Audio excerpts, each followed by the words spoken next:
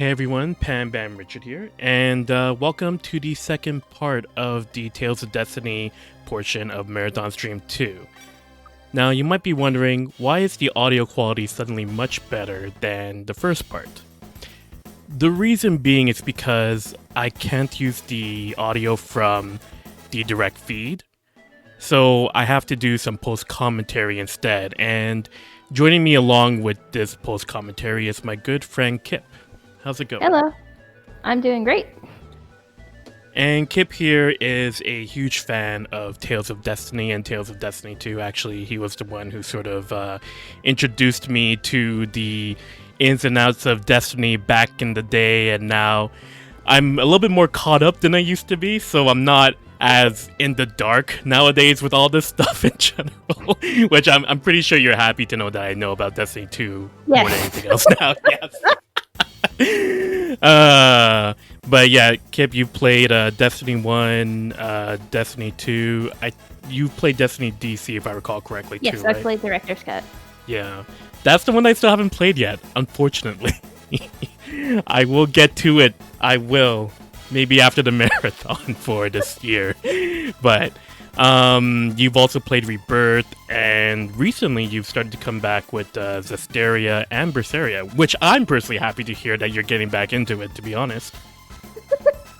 Well, I couldn't play Berseria until I got a new computer because I don't have a PS4, and I was like, hey, why not play Berseria? And then I was like, oh no, I really like Berseria. Let's go play Zestiria. Oh no, I really like Zestiria too. Nice. Yeah, I hear like that's like a very like Zestiria and Berseria definitely has like its pros and cons, and like the people who like it and don't like it, but I'm glad that you're on the boat of like really liking both of those games. I think that's pretty rare. I feel like there are a lot of people who only like one, and they like might have some warmth towards the other, but they don't super love it. Huh. Thinking about it, I know some people who may not have liked Zestiria but like Berseria, and then there's like the other way around where people who really like Berseria but don't like Zestiria. Or did I just repeat myself? Did I say the same You just thing? repeated yourself. But I did I know just a lot repeat. of Zestiria fans who are more like tolerant of Berseria than anything. They're like, yes, this is more lore, but I don't know how I feel about it. I guess the one thing when I did play Berseria was like, it kind of makes me want to play Zestiria again. So it's like, if that was Berseria's goal, then mission accomplished. And I do think that Zestiria is better viewed through that lens anyways, surprisingly.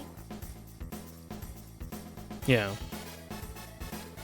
And because like I was thinking about it, because like I played Zestiria first, and I was like, I don't know, gameplay issues aside, like from my perspective when I first played it, the story kind of suffered as a result because of that impression and how I went through it. It also didn't help that I played through like 3 other Tales of games that year, so all of that kind of just came into fruition. But when I played Berseria again, I was like, man, I really want to play Zestiria to sort of like go through it again, or at the very least watch the anime, if you know what I mean. Well, the anime made a lot of plot changes, so... I've heard. I've seen it. I remember seeing one of those changes. And I mean, I don't know, like, what do you think from actually we're like already like maybe 5 minutes in and we haven't talked a little bit too much about what's going on in Tales of Destiny. So I think right now you're headed to get the Eye of Adamoni back, and I think you have to infiltrate a church. Yes, that is true. I liked how that one NPC that I just spoke to was also named Mr. Important, who had nothing to say to us at all. I honestly really love the PS1 version of this game. Like, Director's Cut is prettier and has more lore to it and has better gameplay, but there's a real deep charm to the PS1 version. Yeah, and I also agree too. I just remember going through the footage again, and I think I made it a statement for myself. Is that when I did the marathon in 2013 and the marathon in 2014, this one didn't really help for my opinions of the games at the time, because I'm going through them all in succession, and like 12 hours a day, 11 hours of gameplay And did each you day. like have to practice them to be sure you wouldn't fuck up on the marathon? I think I remember you saying that you like started to really hate Luke because of how many times you had gone Yes. through Abyss. Yes, yes. And I didn't play Abyss since then, which was really sad, to be honest. And the thing with this game, like with Tales of Destiny, on like without playing it in a marathon, it's fun. Like you go through a lot of puzzles. Like that's this game's I feel like huge highlight for me. Like the puzzles in this game, they don't really hold your hand. They don't really tell you, oh, this is what you have to do. You kind of have to figure it out yourself and sort of like make your way through them. But they're also not like hard to the point of being frustrating. Like it's a very good middle point. Yeah, it's a nice fair ground essentially. Man, it's just I also remember too like this game. I remember somebody also making the correlation where it's like they made an SNES RPG and brought it to the PlayStation, and this would be one of those games. And I feel like that kind of gives it a nice label. Yeah, basically. I mean, I think it was their first PS1 game, or did Fantasia get ported first? This game got ported. Well, this game was made first before Fantasia was ported afterwards. Yeah, then it would have been the first Tales PS1 game. Yeah. And And they were coming from the SNES, so. yeah. Yeah, it's kind of cool. I haven't played through Fantasia Super Nintendo or Super Famicom, and I've seen bits and pieces of it. I maybe finished maybe up to the first or the third dungeon of that game, early game, but I just I can't really make too much correlations with that game. But when it comes to Tales of Fantasia PlayStation 1, they definitely did a lot of things to that game's battle system compared to this one, where I felt like the upgrades were much more welcomed. Yeah. And Eternia as well. Like, the difference between this game and the other PS1 games is kind of stark. Yeah, especially because right now here Stan can only do like one slash or one thrust. I think I mentioned that in the first part of this marathon live, but yeah, he can only do like one thrust, one slash, but in Tales of Fantasia he could do two slashes, Crest can, and it's much more varied. That's just from like the basic attack standpoint. But one thing that I do like with this game were like how the Swordians can be like interchangeable between the cast. Oh yeah, I was kind of sad that they changed that in Director's Cut. Yeah, like they made Because it. I think that Mhm. it lets you customize your characters a lot more than you would in like any other Tales game except for maybe Symphonia. Yeah, definitely like in terms of like the skills that you're getting, because like everybody here can learn each other's spells, like quote unquote signature spells. Like you could have Stan equip at White or Leon equip Dimlos, but you wouldn't want to separate Leon and Chautier, but that's a different conversation altogether. But it's kind of cool, like in the gameplay sense, hearing Stan use Pikohan all of a sudden.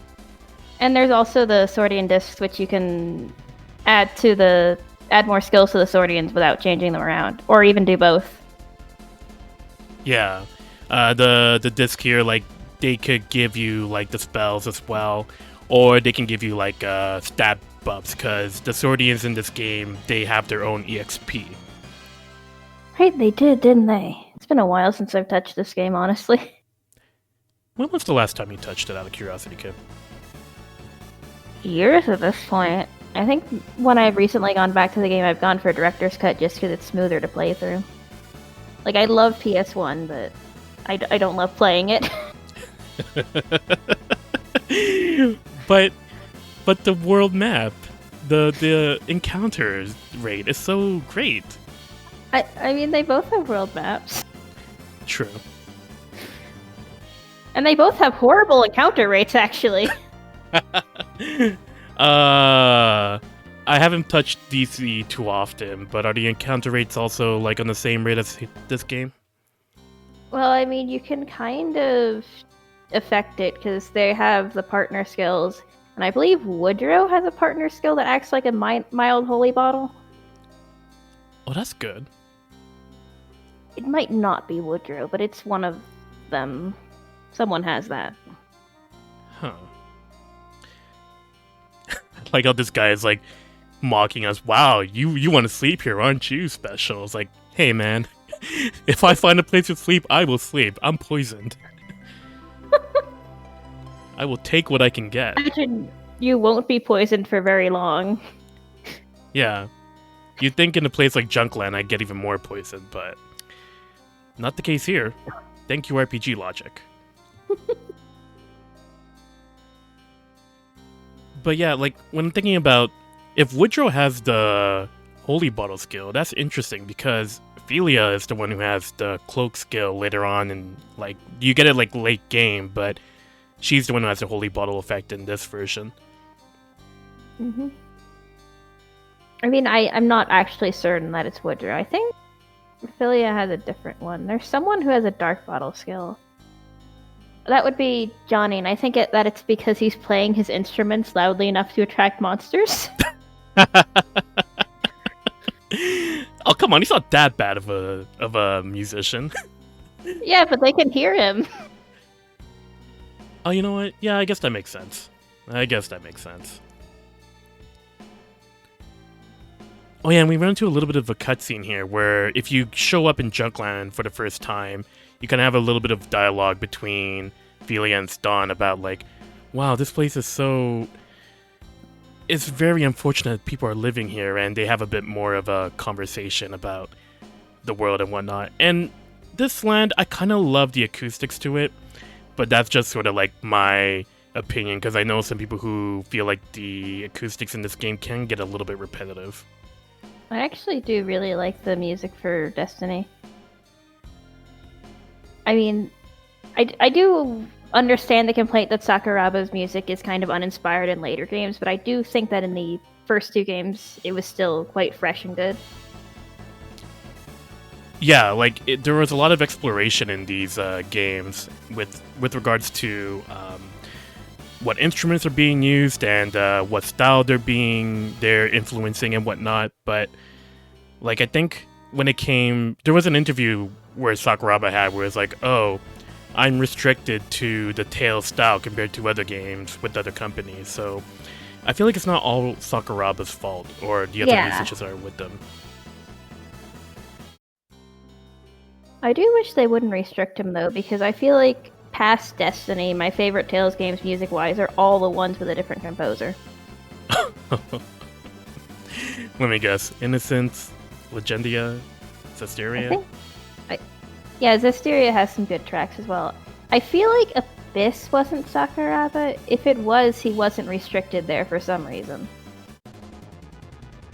Because Abyss has a lot of very unique sounding songs. I think a part of it is because, like, Shinji Tamura is also another composer in the series.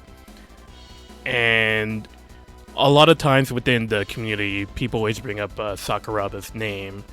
But Shinji Tamura also helped out with games like Fantasia, Destiny, and Symphonia, and Abyss, if I recall correctly. So that might be the other composer who's also working on it too. The unfortunate thing is that sometimes, like, Sorry? You're poisoned again. Oh, yeah, I mean, I think it was at this point in the stream where I was lost. This happens a lot in the marathon, well, particularly with this game, because I like, you know, I'm talking, I'm trying to figure things out, and trying to remember what I practiced months before the stream. So this is going to be really bad. Actually, I think like the first 30 minutes of this is nothing but figuring out where I'm supposed to go. I mean, I'm not certain you're in this early, so I mean... What was that? I'm pretty sure you weren't actually supposed to go to Junkland this early, so I mean... No, definitely not. I think I'm actually going through the same motions when I first played this game in 2013 as a test. And, you know, maybe I thought I'd bring that taste to the viewers right now. I mean, you saw an optional cutscene, so good on you. It was the exact same one I saw when I first played it. But yeah, when it comes to the soundtracks and whatnot, yeah, I think it's because like when they're officially released, I haven't really looked too much into the soundtracks, but sometimes they don't really say who really composed the tracks. That's fair. I think the Zestiria one credits at least, but it might just be that you can figure it out based on the disc structure. I think all of this is a bad time to have forgotten how names work. Are you referring to Goshina? Yes, I think all of Goshina's tracks are on disc 3. Yes, that is true. And I was more so referring to I wasn't specific, but I was more so referring to like the earlier soundtracks, because later Tales games, they do sort of help differentiate things a bit better, but at that point it was mostly all just Sakuraba or Sakuraba and Shina. And even like Tales of Link, they did point out that Kazuhiro Nakamura came back as well, the composer for Tales of Innocence. Yes, exactly. Did I miss an audio cue here?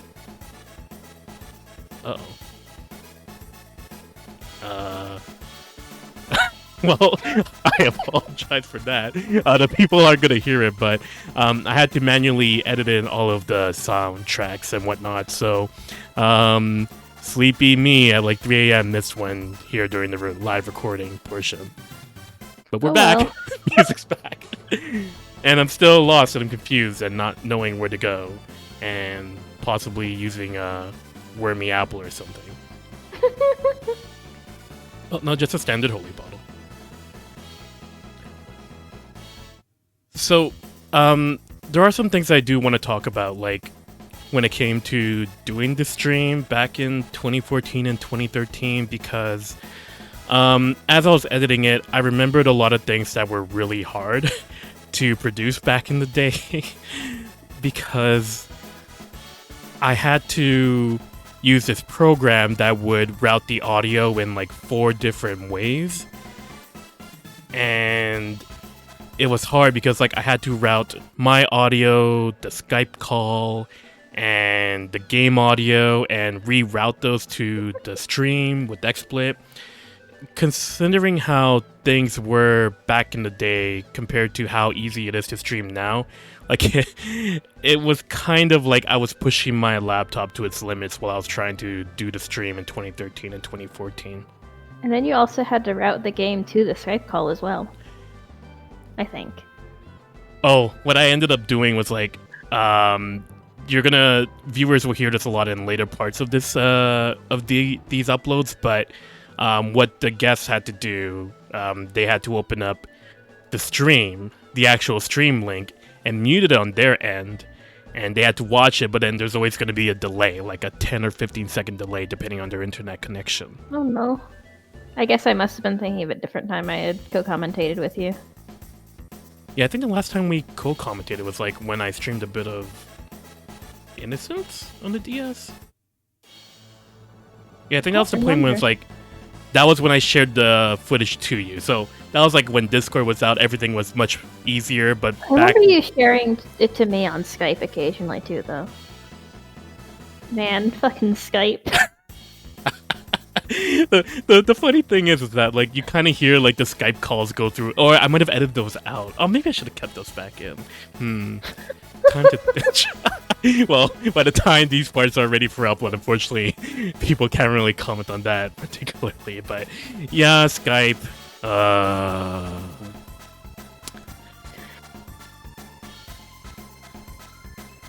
I'm kind of glad we're not using Skype anymore nowadays. Thank goodness for Discord. Thank goodness. Skype would make my computer overheat. Oh, that's really bad. That's really unfortunate. Yeah, because like Skype takes a lot of resources too, if I recall correctly. Yep. And I was on a Mac at the time, so it used extra resources because the Mac port was especially bad. Oh no. Well, I forgot you had a Mac too. Jeez, it's been so long. And my laptop was like ready to cook some eggs or something too. It was like overheating every single time back in the day. Alright, so here I am meandering around, just learning that I had to speak to somebody in the bar, I think? But I'm leaving Stomp poisoned for some reason. Recognizing that there's a jar. I'm telling you, I meander around here for like 30 minutes. Maybe eventually we'll infiltrate the church. Eventually. Hopefully. Hopefully. Maybe. Someday. Maybe. You can do it, 2014 me. You can do it. I know you're kind of busy trying to figure out where to go. I mean, like, if you're playing this, like, if you're playing Tales of Destiny on your own without streaming or anything like that, it is really fun to explore. But when you're trying to get things done in a deadline, like, you kind of miss some things.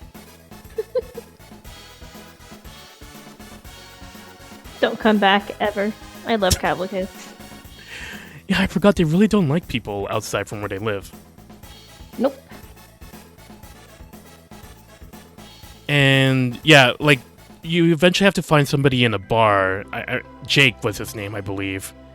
And Jake just wanders off elsewhere to sort of make this whole finding the person a little bit more difficult for me back then. But again, this is old school RPG game design.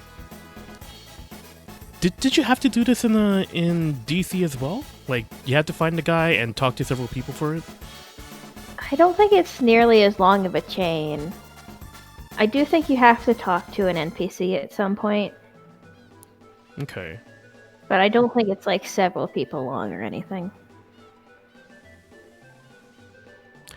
Yeah, because I think the guy is actually right here. Yeah, I was kind of thinking, like, isn't the dock where you talk to an NPC? And finally, you have found it. This is why I'm also scared for, like, the actual marathon when it happens. Thankfully, I don't think I'm gonna have much of, like, this issue show up as much with, like, Vesperia or Berseria. But Eternia,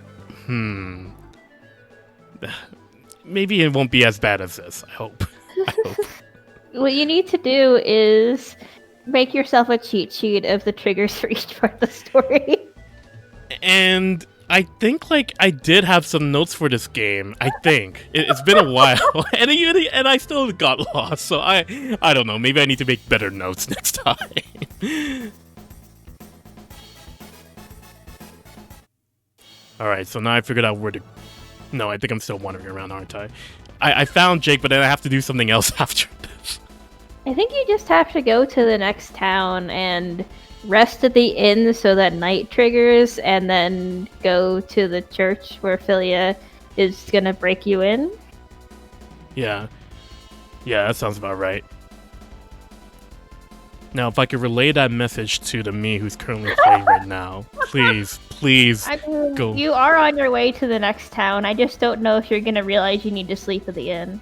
It might automatically take you to the inn. Oh, you know what? Now, actually, well, we're gonna see now, because, like, I do. You actually got to go to the church first, and then you rest at the end. Now, No. That makes more sense. Oh, I hope I could get there, though. I really do. I hope that I could get there. There will be a lot to this part, though, because there's gonna be a lot of, like, exposition and a lot of different parts of the game as the plot progresses. But if I recall, in the last part... Oh, actually, we're here. Straley's Temple. Perfect. We're going to be learning about where the Eye of Atimony is.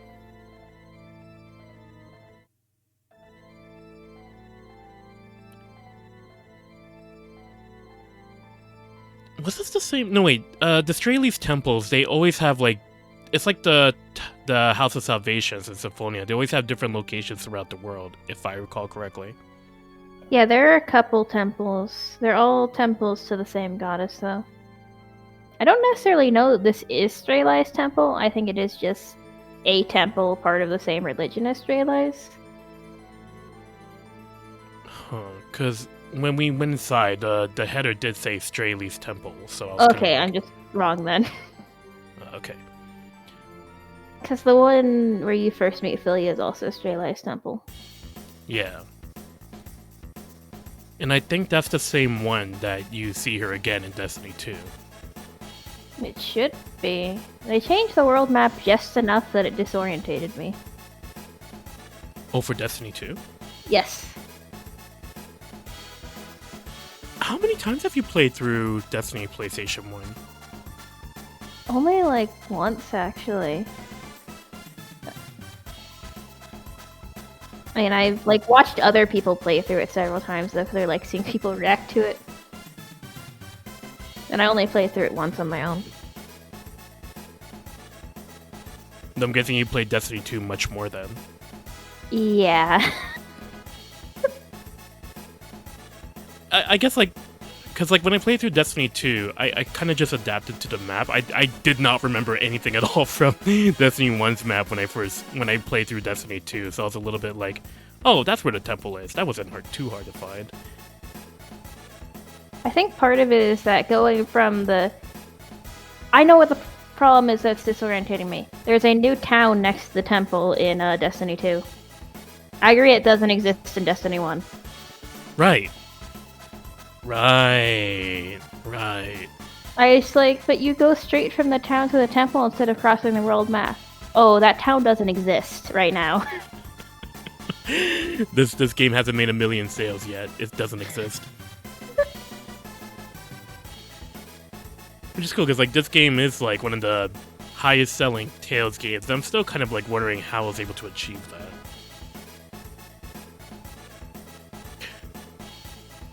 Maybe it was the localization.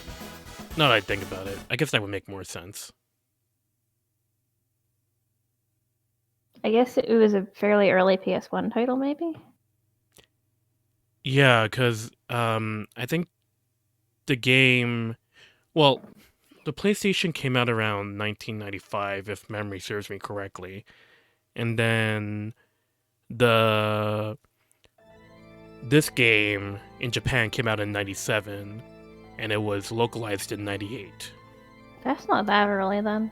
So I really don't know. Yeah. But then I remember people whose first game was this game in particular, and then, like, I guess they didn't really have too many RPGs to sort of play around the time. Now I'm sort of, like, talking from a... PS1 had a lot of JRPGs, didn't it? It did, so I was just about to say, now I'm talking from a perspective that I shouldn't really be talking from, because I was a Nintendo kid growing up. I didn't have a PlayStation. Why did you put Ston in the middle? Oh, I think I know why. Because one of the things about this game is that the AI... back attacks. What was that? Oh, are you just trying to push Mary and Leon forward? Yeah, I'm trying to push them forward because, like, if the AI is behind you, then they don't really attack as much. I think I just didn't worry about any of the AI members when I was playing through. That's fair. I was just like, it got to the point where I was playing and then like they still weren't doing anything. Their TP was so much higher than mine. I was like, you guys gotta do something. Let's move them up to the front.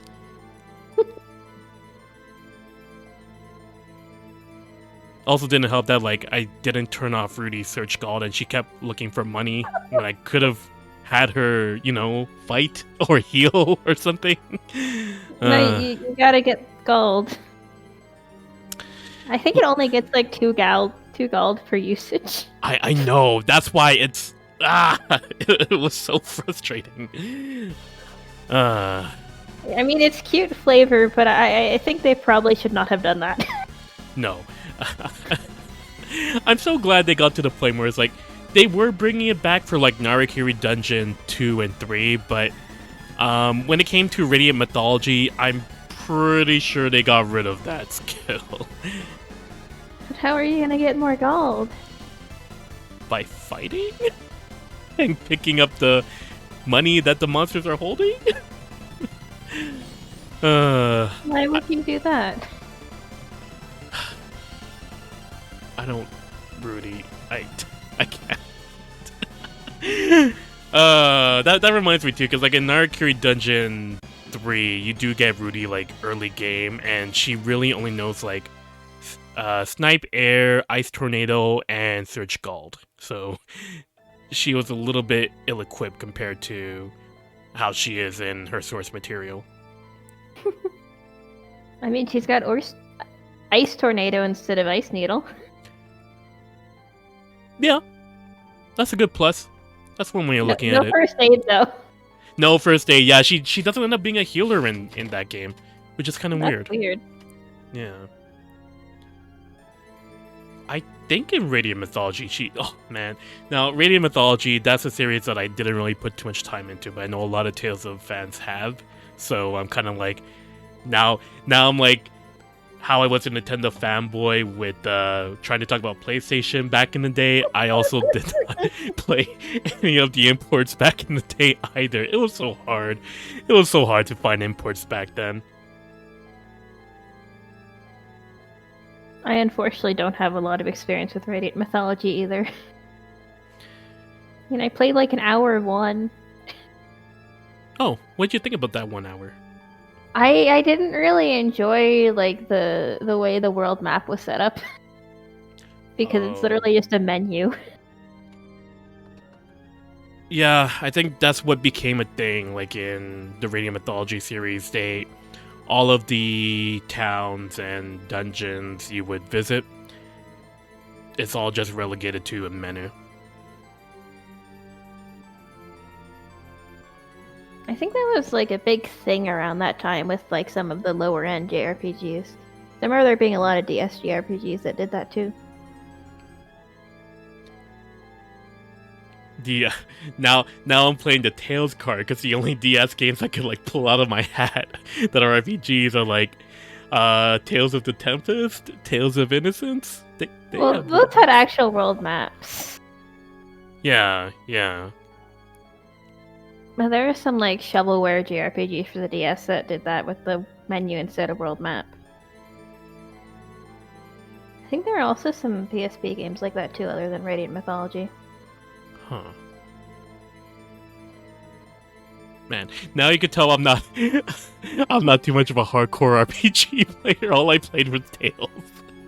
I mean, mostly same, because a lot of those I dropped very quickly.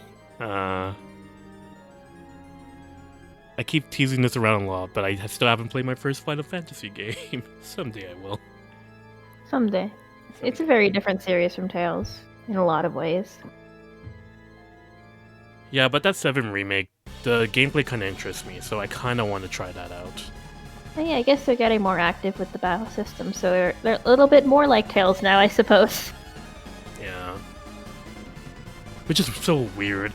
I remember when I saw Final Fantasy VII Remake, and they announced it, I'm like, I didn't play the Final Fantasy games because of their combat system, but now it's like, I'm getting some, like, I want to play because it's kind of like reminding me of like just combat in Tales in a sense. Mm-hmm. So, by the way, like this dungeon, we're just going through the dark. It's not really too ridiculous. All you gotta do is just like explore the dungeon in the dark, and you run into the priests and you fight them. There's not really much to worry about in terms of stealth, which kind of is a little bit interesting because in Tales of Phantasia, there is a portion in that game where you do have to go in the dark and it's stealth, and it's very short, like in hindsight, but at the moment you didn't really see where you were going, and the timing was a little bit stingy to avoid it too.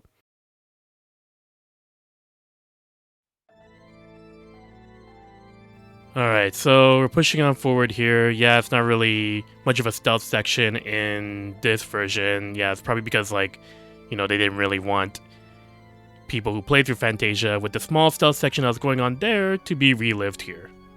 Trying to remember what they did with this in Director's Cut. I don't think it was that interesting. I think they actually removed the darkness effect in Director's Cut. Oh. Huh. Like, did they just have like a spotlight on? Wait, so it was all completely lit up, basically. can't actually super remember, but I remember it being easier to see than this, at least. Okay. Of course, maybe I just remember the layout, because I don't think the layout changes much either. Oh, you know what? I think that was actually a time when I was streaming DC. We were both I had you up for a commentary, and we were talking about, because like there was some like lifts or something. It was like going across or like going up and down. Does that sort of sound familiar? There is a segment with lifts in one of the games. I think that's actually an end game puzzle, though. Oh.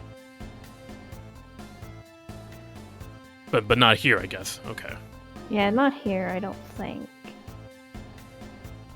I mean, I know that the first Realized Temple in DC has a floor button puzzle. Oh, maybe that's what I'm mistaking it for.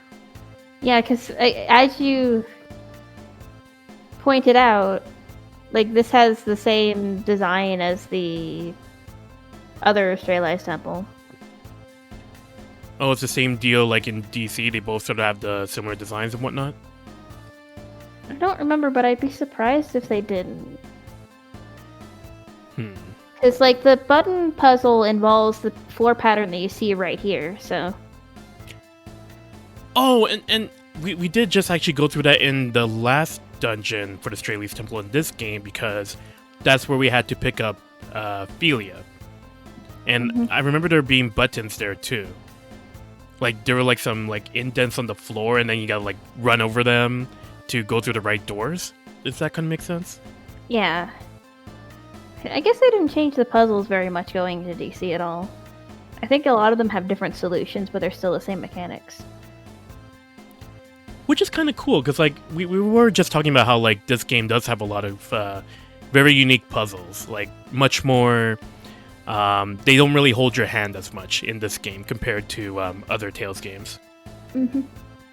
But it's also not like, say, Symphonia, where people regularly get extremely frustrated and stop the game. That reminds me, because like I actually did go through that game recently with friends, and when I went to the Wind Temple, I'm like, just do this, and this. Like, I just remember it. Don't actually read the lore and all that. I remember having to look it up the first time I played through that game. I think I actually looked up a lot of Symphonia puzzles, but with Destiny, I think I solved most of them on my own. Nice. There is one that is based on the Zodiac that I think I had to look up because I didn't know the order of the Zodiac. Yes. And I certainly don't remember the Zodiac either, but that will be something that will be seen in the next part. I hope that you from 2014 remembered it. I hope so too. As I continuously try to relay this message to 7 years in the past. Please do. I mean, if you haven't seen the highlight, there's a highlight already on the YouTube channel. You can check it out. Like, search up Zodiac puzzle thing. But if you want to keep yourself in suspense, then wait until the next part. That's all I'm gonna say. And it was certainly something, like, I feel like sometimes with these puzzles, for some reason, I brute force them, and there is another puzzle that I did brute force, which happens in Act 2. When I was going back in the footage, I remember, like, you in particular were like, how did you brute force that? Was it the one where we were arguing about the definition of turquoise? No, definitely not that. But I think I brute forced that one too, but I'm talking about the one where it's like there's like a sun orb and the clock. Oh, the mirror puzzle. Yeah. Honestly, I think I brute forced that when I went through it because it's fairly easy to stumble into the solution. Okay, cool. Because when I went through it, I was like, all right, well, this goes north, this goes south, and I think you'll hear me talk more about it when we get to that point, like the 2014 me talk about it. Yes, I can make these references now because I know what exactly I'm gonna say. But yeah, like we're here at the Strayleaf Temple, and we learned that they were able to transport the Eye of Atimony somewhere, and without anybody seeing it. So that's very presumably convenient. people saw and they just didn't give a shit because they're like, oh, those foreigners being weirdos. We don't want whatever the fuck that is here anyways. Go away. Yes, and that makes more sense, like, if you consider it from that perspective. I didn't really think about that. And when we fight this boss fight, this priest, it's just the same fight, but with an extra monster. With an extra bad eye, so... I don't know, like, it's just... The high priest is a bat. Yeah, the high priest... Oh. Could the Straley's Temple be fostering these monsters, as we've learned in this conversation, but could the priests actually be monsters too? Destiny, this is some heavy commentary you're throwing our way here. I'm a little bit... It's okay, Philia's a good priest. Are there good priests in this game other than Philia? I mean, in this dungeon, we just ran into some priests who were imprisoned wrongly, so there were some NPC priests that are nice. Fair enough. It is... Poor Rudy. Yeah, poor Rudy. Yeah, I think she learned her lesson. I think this will teach her for searching for all that gold in previous battles.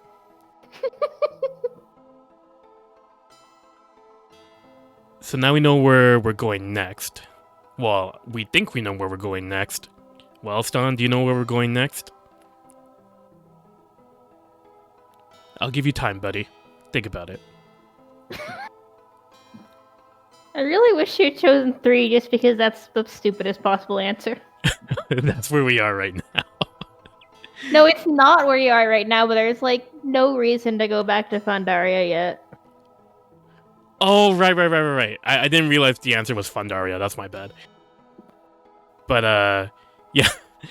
Now that I think about it, like, the only people who did go to Fundaria that we know of, it's just, like, Mary, Rudy, and Stan. So, I wonder what Leon's reaction would have been to that. Should have picked it. 2014 me. Do you hear me? Mean, presumably he just had the same response as you saying Seingold, but with the name swapped out. I guess. That's the kind of thing I do like about, like, exploring the old games, is, like, seeing, like, the different dialogue choices and what difference that they have to say and whatnot.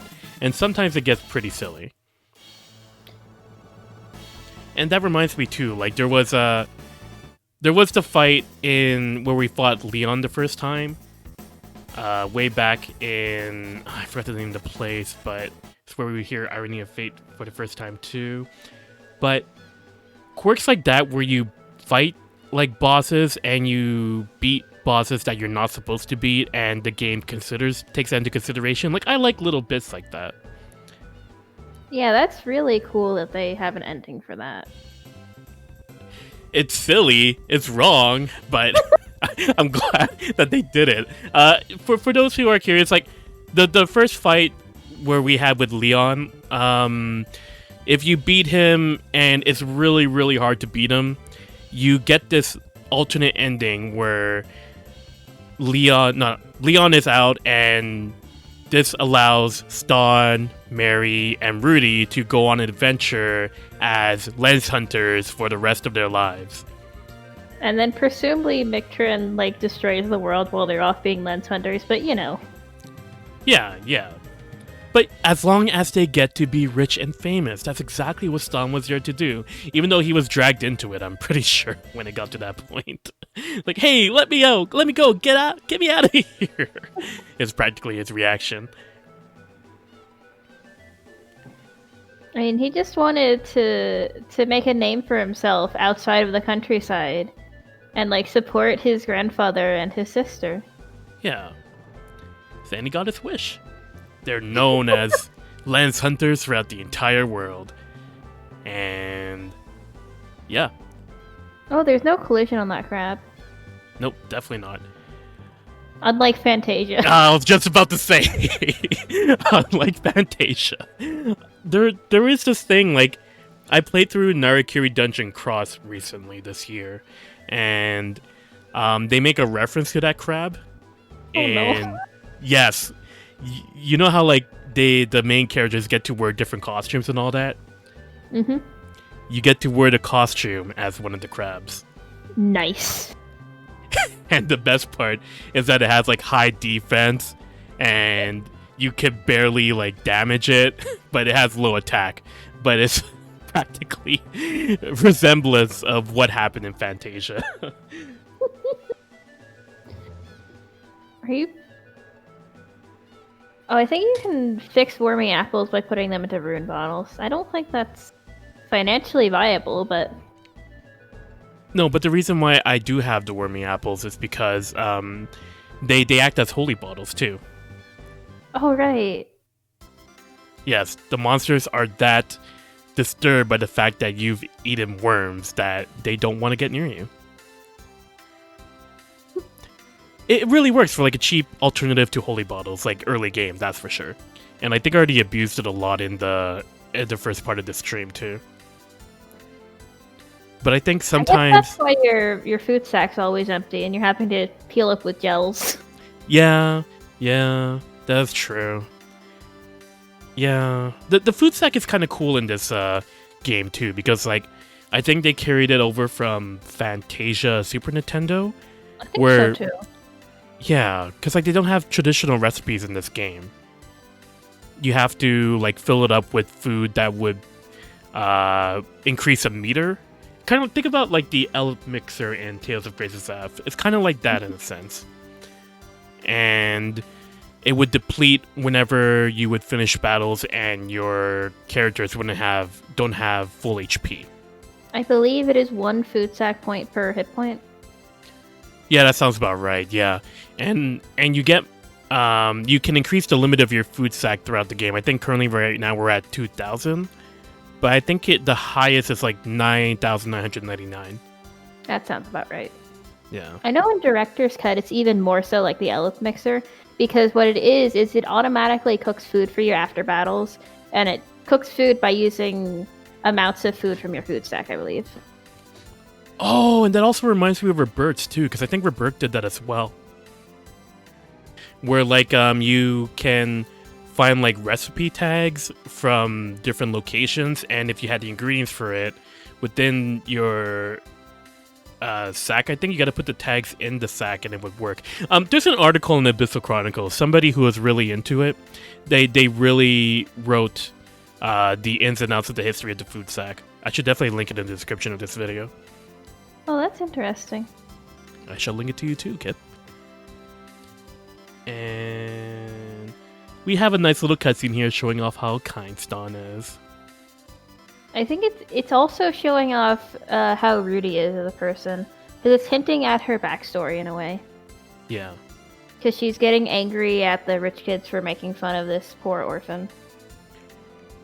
Yeah, wasn't it the thing with this game where it had like 2 different writers? Did it? I wouldn't know off the top of my head. Because like I was editing through the footage and then we had a conversation about like different writers and whatnot in the Tales series, and this game apparently had one in like Act 1 and one in Act 2. They both have different writers for some reason. That would actually make some sense, because while they do make cohesive sense, they do have a very different feel to them. Yeah. I'm gonna be in this place for a while, now that I think about it, because there's gonna be a lot of exposition here, that's for sure. You have to go on a date with Eileen. Oh, that happens after, yes. But we will be meeting up with Eileen. And oh, you know what? I really wish I did the whole Mock Boy race here, because I look at those arrows, I'm like, man, Mock Boy, they really should have brought those back. Well, they kind of did in Berseria, didn't they? Like there was a race or some sort in one of the towns. You gotta like ride on the geoboard. Oh yeah, they're the cats races. Yeah, I didn't even think of that. Yeah, like I didn't actually do the cats races either on Berseria, but that's one thing I kind of like with Berseria. They did start bringing back more minigames, so I was happy that they started doing that again, because old Tales games did have a lot of minigames too. Yeah, that is good to see again. I mean, obviously, we've never really lost the waiter minigame other than, like, Zestiria. That game, the waiter minigame, really doesn't count. Like, I want them to have variety, not, like, same... Well, okay. Waiter minigame for forever. Just waiter minigame. Well, okay, at least the waiter minigame helps with your memory. So, like, I'm kind of glad I played those a bit, but then it gets to a point where it's like, I was playing, I think, Tales of Hearts R, and then I saw the waiter minigame. I'm like, I'm out of here. I'm not doing this again. I'm good. I'm good. Yeah, I don't tend to bother with the waiter minigame, but if nothing else, it's a very distinctive Tales thing. It's very signature. Yeah, I agree. I think it started in Eternia, or did it start in Destiny 2? I'm gonna say Destiny 2. I know Destiny 2 definitely had it, but I never got far in Eternia, but I know that game's packed with minigames. Look, if I'm wrong, and it's Eternia... Someone will correct us in the comments. That, and I'll say that, oh, I was saying Destiny 2, because that's how it was localized outside of Japan. It's all good. We got this. We got this. But, yeah, like... the waiter minigame, yeah, it is what it is. Like, when I saw it in Symphonia again, I'm like, oh, great, it's fun, cool. And did it even show up in Berseria too? Did it? I think it did, right? I believe so. I'm not certain. It's been years since I touched that game, which at the point of this recording, I haven't practiced it yet, so now you kind of got that leak. Ha ha ha ha ha ha. But, yeah, like, I did really like the minigames that showed up in Berseria, that's for sure. And when I was... Oh, Leon, calling them all fools. Don't call them fools. They're your comrades. He is a 16-year-old who's lost and adrift in life. He needs to take control of his life somehow. And he's taking control of his life by being an asshat. Is there any way we could take that hat off just for a little bit? Just sometimes, you know? Nope. Aww. Not unless your name is Marion Fustel. Yes. Does the name Chaute also help too? Well, I was thinking about, like, because, like, I posted this question before on Twitter. I was, like, wondering, how long is the Leon arc in Destiny cut, or Director's Cut? And folks have told me it was, like, around, like, 10 or 15 hours, so it's not as long. It stretches from shortly before Leon is introduced in Stonside to, obviously, the end of when he is in Stonside. Oh, really? Oh, jeez. Huh. So, if There are quite a few side quests that are specific to that end of the game. Especially from in between the end of Arc 1 to the beginning of Arc 2. So some, like, side quests, basically, in between Yeah, to sort of help out with that? Yeah, he's got his own side quests that you do, like, just as Leon. Actually, I think some of them are part of the main story. Huh. Because, like, I was thinking, like when I eventually get to Director's Cut, like, if I should play Leon's story first, or play through the main story first, then do Leon's, but it's probably better to just do the main story first, then Leon's afterwards. Yeah, Leon's side also kind of drops you in the deep end as far as gearing goes, because you bypass most of the tutorials and start, like, shortly after the tutorials end. Oh, okay. Yeah, because, like, a part of it, too, is because I want to see how it is, like, timing-wise. Like, I don't know, like, if it'll take longer to go through Leon's side, but... No, definitely not. Okay. I mean, longer altogether with Destiny and Leon's side. I mean, obviously, it would make it longer to do both. Yeah. I guess that'll be a goal for mine after the marathon. Maybe at the start of next year or the end of this year. But right now, we're just doing some shopping here. I put a S-stone on Adwhite, which I think gives her some kind of stone spell. Probably. Yeah. The only one I really remember is that there is one that can let you put first aid on anyone. Oh, okay. And I believe that disc also has Picohan on it. Picohan and first aid. The best combo. We need, like, a first aid where you throw the hammer at your ally. I mean, there's always... So in Director's Cut, Chelsea has a healing skill. And similar to Raven's Love Shot, she just shoots a fucking arrow at the person she's healing. Except Chelsea's does damage, and it can actually kill your allies. Wait, wait, wait, wait, wait, wait, wait, wait, wait, It does wait. 1 point of damage and then heals them. So. Okay, hold on. I'm trying to comprehend this. So, if your character is like it 1 hit poisoned, point? oh no, They can die from Chelsea's healing skill. oh no, why? Because you're not supposed to use Chelsea as a healer. But, oh, that's so unfortunate for Chelsea. Though. At least they learned their lesson in Vesperia, but man, that's really rough. That's really rough. No, I can't imagine that happening in Vesperia, and oh, that would have put me in so much bad scenarios.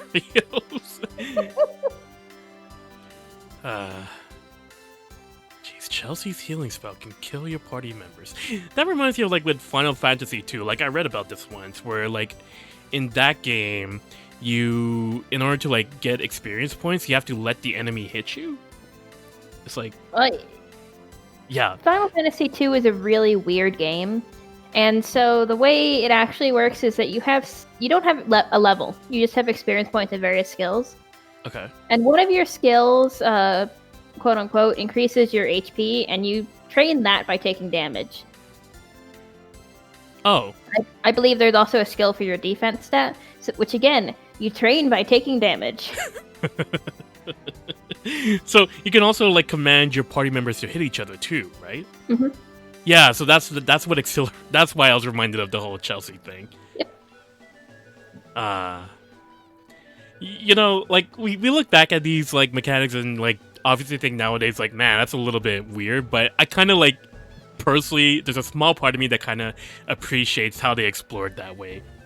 Yeah, there's a lot of charming stuff in older games. Yeah. Like, maybe it's a bit rough, but it's endearing. It's It's time for pirate ship hell. Yep. You only have to go through one ship in Director's Cut, I believe. Oh, thank goodness. It might be 2 ships, but it's less than 5, you know. Yeah. Speaking of things from old JRPGs that are rough, and this one isn't charming. No, it's not. I think like I think the thing that's kind of rough is just like how the encounters are like attached to the enemies, and they move so much faster than you. It's just you're always gonna get caught, basically. They were just experimenting for the enemy system for future Tales games. Which took them until Symphonia. No, Destiny 2 had some segments with it too, but most of it is random encounter. Oh, I completely forgot. Wait, what did it happen in Destiny 2? It's late game. Huh. Is it? Now I'm trying to... Man, it's only been... Man, my memory's really that bad. It's been 2 years. Sorry? I mean, there's definitely something late game that's set up like that. Okay. It might just be one enemy or something. So you definitely have to actually catch something to do a random encounter. Not a random encounter, but an encounter. An encounter, yes. Alright, so we're off to another boat ride. Tales of Boats is what they usually call this game too. Tales of Sailing. Like, if you thought Berseria had a lot of sailing, these guys aren't even pirates. They're just here at the bar drinking apple juice and tonic. Juice. Yes. I mean, if we go by the drinking age for Japan, only one of them is legal, so... What was that, like, it's over 20. 16? Oh, 20? Is it 20? Oh, wow, okay. So Mary's the only one here who's allowed to drink. Ah, yes. And yet they're still here. This is all illegal. What are you guys doing? I mean, you said yourself it was apple juice. Yes, apple juice. Some nice, delicious, citrusy apple juice. Citrusy? Yes, apple orange juice. That's the one that Dawn has right now. You gotta be mindful of both of their glasses. Mary here is ready to fight. Meanwhile, we're gonna be in for a gauntlet, guys. I wish they would just get it over with and attack us. That is the strangest thing I've ever heard. I mean, same though, Rudy. Oh man. You know, I remember hearing conversations where people didn't really like the script to this game. I don't mind it personally, like for the PlayStation version. What do you think about it, Kip? I think it's probably a little bit intensely localized, but it has so much charm because of it. Like, it's very of the era it was made in, though. That is true. Like, I feel like it should be experienced once. At least once. Like, I know there are like people like the localized, like you mentioned, like the localization is certainly heavy, but it was a product of the times. Like, it's cool to sort of like look back and see, all right, this is how it was before versus nowadays where, you know, localization is much more mindful of things like this. I mean, there's still some heavy localizations out there, but it's a different style of heavy localization. This is very 90s JRPG because that's exactly what it fucking is. Yeah, I agree. Like, there will be a part later on where we're definitely going to be seeing that early 90s RPG localization once we go on the date with Eileen. Alright, so as Kip has mentioned, we're going to be attacking these ships. Because one of these ships has the Eye of Atimony. And we're going to be going through a lot of encounters because, as we mentioned, while there's some cool treasures here or there, it's just, look at all these enemies. It's like straight up from like the first part of this game, but amplified so much more, and they got to do it 4 extra times after this. Well, at least you can avoid them. Kinda. You're actually doing a very good job avoiding them, other than there. It begins. It begins. You just had to get that treasure chest. Look, it was shiny. I wanted to pick it up. But the battles aren't bad. You're going to get some really good EXP during this segment, that's for sure. And sometimes you can, like, when you get a treasure chest, you can kind of just, like, stay there and hope that the enemy runs away afterwards. But I feel like the enemies have a bit of, like, a homing sort of feature where they're just like, alright, we got you. Now we have you trapped. Like, what's going to happen right here after this battle? Or are you gonna get hit again? Yeah. Oh, whoa, never mind. Way to go. You the best. Or so you thought. Yes, but I accidentally left the ship, so that was... 1 step forward, 3 steps back. Clearly was not the goal in this case. Man, they move so... They're so much faster than you in how they change directions, I feel. Like... Oh, we got a Oberon capsule, I believe that's what the C stands for. And watch here, I'm like trying to wait for the enemies to like leave with that text box up, so that does kind of help a bit. But speaking of overall, it's a weird little mechanic. Those are items you can only heal with outside of battle, I believe. Yes, you can use them in battle. I don't know why. Like, I guess like maybe it takes time to open it up. Maybe it's like maybe it's like one of those. It'll get smashed if you open it while you're fighting. Ah, yes, that works. But in an apple gel, you could toss that during battle just fine. Just throw it to your party members while their mouths are open. You gotta have good timing. It's like throwing a basketball.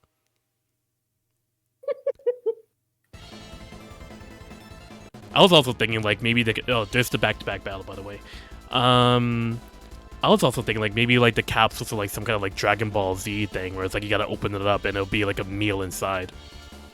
Oh wow, that's weird to imagine. So you can't really have a meal while you're fighting enemies like this, unless you want to offer them Not with food. that attitude. You're right. Our characters should be trying to eat the food while they're in battle. Stan, I mean, use a... I mean, that's in character for Stan. Maybe not for the rest of them, but it's in character for Stan. Is Stan a heavy eater? I think so. Hmm. Maybe I'm just thinking of Kyle. I'm so sorry, Kyle. Even when I think about like heavy eaters in the series, I think like Rita's probably the heaviest eater out of everybody. The one from Eternia? Yeah.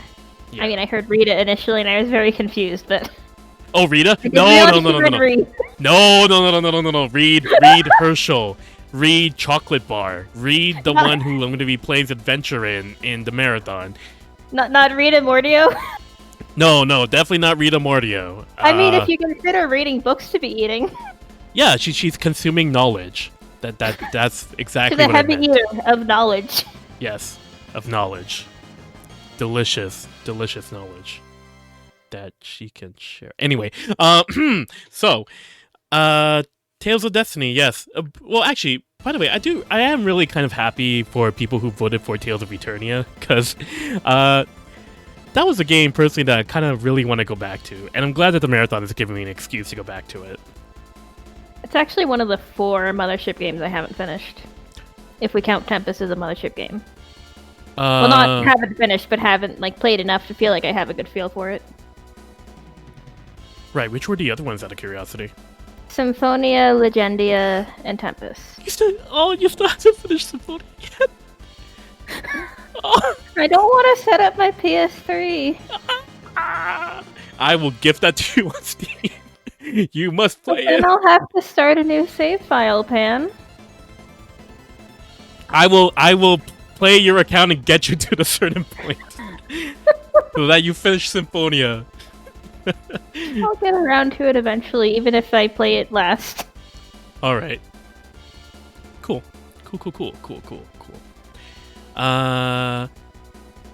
Yeah, I did play through Destiny 2 though. That game was fun. That game was a lot of fun. Like, I really liked, since we're on this whole Destiny 2 boat right now, or this boat which isn't gonna be which is really long and all that, I do want to talk a little bit about Destiny 2, and I really, really thought, in my opinion, it's the best sequel in the series so far. From what I played. I would say same, except I haven't played the other 2 sequels. I mean, I guess Cilia 2 is a Mothership 2 as well. Yeah. I mean, Exilia 2 counts. I mean, Destiny 2 is probably my favorite Mothership game, though. Yeah.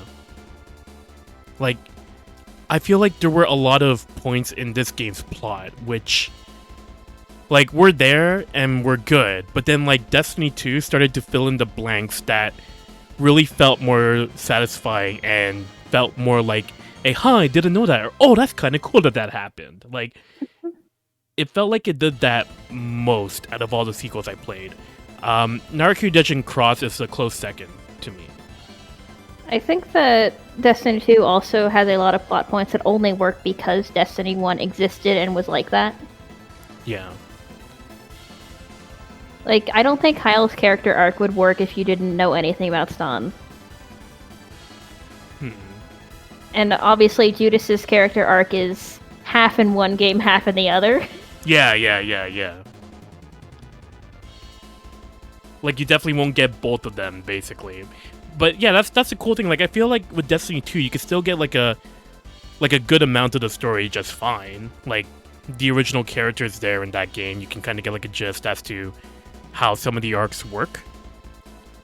But yeah, when it feels like when you play this game and when you play Destiny 2, it feels like exactly what you said. You're getting a much more full experience. I mean, I honestly did not like Leon playing through Destiny 1. And honestly, if I just played Destiny 2, I don't think I would have liked Judas. You kind of need the full character arc, in my opinion. I mean, maybe I would. I don't think I would have disliked him, but I think he would have fallen flat as a character. That's true. Fair point. Because, yeah, when I was thinking about that too, I also didn't like Leon at all in PlayStation 1. I mean, you'll see kind of more why exactly that's the point throughout this game, throughout this stream. But when I played Destiny 2, I'm like, man, Judas, you're an amazing character. I'm glad to have seen your journey from this game to later on. He had a redemption arc. Exactly. From being a terrible brat exactly. to being an endearing uncle. Yeah.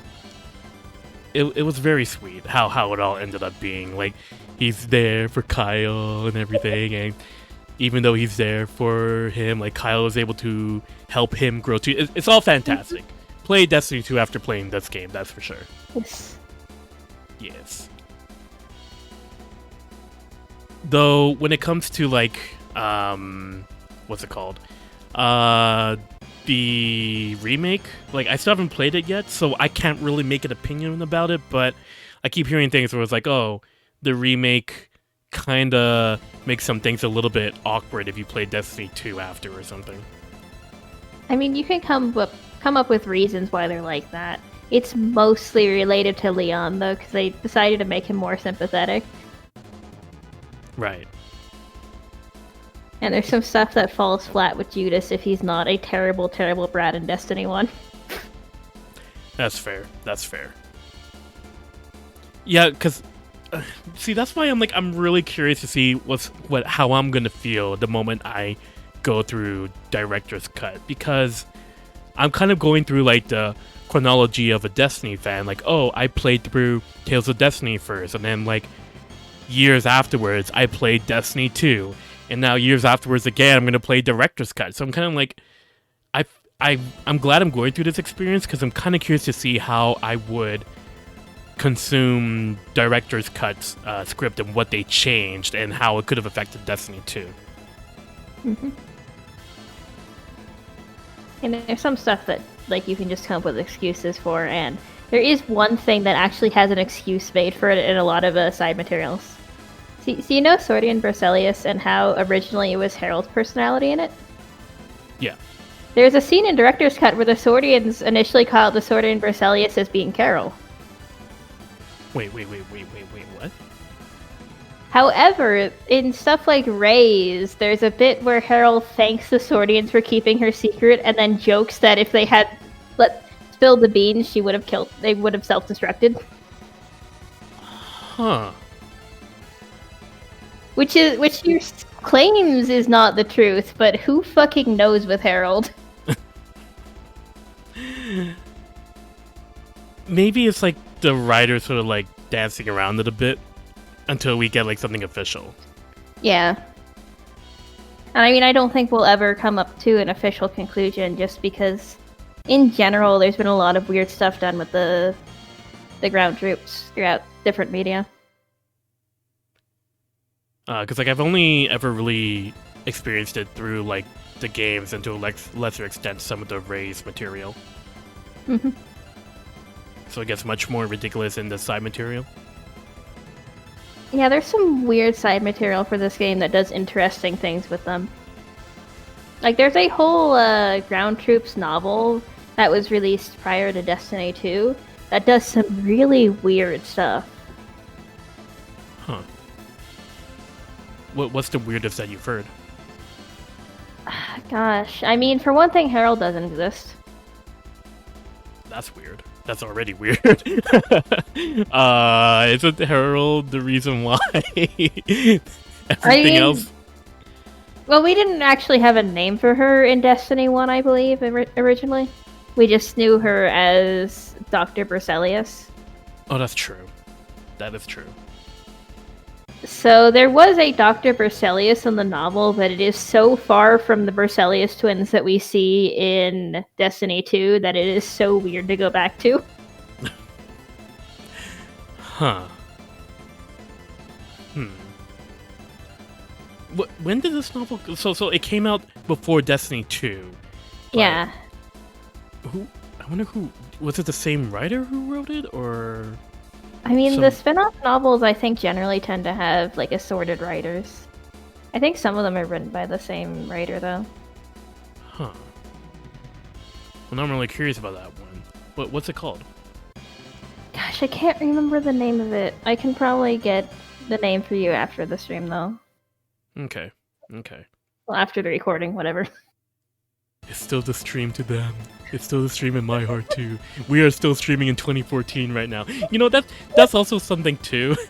I'm like, a part of me is kind of curious to see how I'd be able to have energy again for these 9 days that will be happening. Cause like I remembered like when I went through this marathon, like I think halfway through Destiny I started to have a little bit low energy a bit. You just have to make sure to sleep lots between days. Yeah. Get really hyped about Tales. Yes. Yes, get Maybe really, they'll really. give us good Arise news right before the marathon so you can be super hyped about Tails. It'll be I mean, another announcement to an announcement. That's the news I'm looking for. Arise news. There will be Arise news at some point in the future. End of Yes. Arise news. Yes, thank you. This is all I wanted. Thank you. I will take these crumbs and eat it. I mean, I hope. All right, so by the time of this recording, it's March, so we haven't had any Arise news yet. So this might go up when Arise does have the news that we're looking for. But I do hope it'll be worth it. Like, we have been waiting for quite some time, huh? Yeah, I didn't realize how long it had been until actually when I was scrolling through. You know, Christoria, I guess, has this timeline of the game's release dates. I kind of got into the fandom around when Exilia 1 was coming out in English, so I didn't realize how short the periods of time between games had been up to that point. And I looked at the timeline, I'm like, oh, no wonder people are so impatient for Arise. It's been 4 years, and it's usually a game or more every year. Yeah. It's been that long. Yeah, because Berseria came out in 2016 in Japan, 17 in outside of Japan, and yeah, outside of that, it's been support for Asteria, Link until it ended officially, Raze, and now Christoria. So yeah, it has been some time. Yeah, they've just been doing mobile games for a bit. I hope that they're getting good funding for Arise from the mobile game, so Arise will be really good. Fingers crossed. Fingers crossed, holding my breath, holding down AB to catch that Pokemon. I mean, yeah, everything. I really do hope so too. I honestly do. So, I mean, when it does come to Arise, I can kind of see why people are sort of like also like, for me, I still think it's still a little bit too early. I know it's gonna sound like very odd for people who may be watching this because like there might have already been a Rise news that's been released, but it still feels a little bit too early for me to sort of like have an impression of it just yet because there's barely anything there really. Yeah, I don't think that there's anything we can judge it on by yet at all, but I am excited for it anyways because I've recently regained my energy for the series. Welcome back again, by the way. I'm happy to have Tales friends, you know? It's very happy for me. Like, I'm glad. I'm bringing people into Tales series somewhere too, so it's nice to have some old friends who are getting back into it again. Warms my heart. I mean, it's good to be back and have the same people around. And new people too. Yeah. So how many boats have we been on? Because I have not been watching. I think this is the 3rd or 4th. Yeah, it's the 3rd or 4th boat. So yeah, we weren't kidding you when there were a lot of these boats to go through. And then there's actually a little minigame after this, which is quite cute. It's Space Invaders with boats. Yes. You know what? Because like it's gonna be happening 2 parts from now, I do want to talk about that. That's one of the things I really like about this game. It has a shooting segment like Space Invaders. Like, it's amazing. And they probably don't have it in DC, do they? I don't think so, no. Ah. I mean, they do have a Taiko minigame, though, to make up for it. Taiko? Taiko Drum Master? Yeah. Oh, snap. Really? I'm pretty sure. You're suddenly making me doubt myself, but I am like 90% certain there is a Taiko minigame in DC. Okay. Because I don't know. I haven't played through DC yet, so that's why I'm more like, I'm really curious. In Aquavale.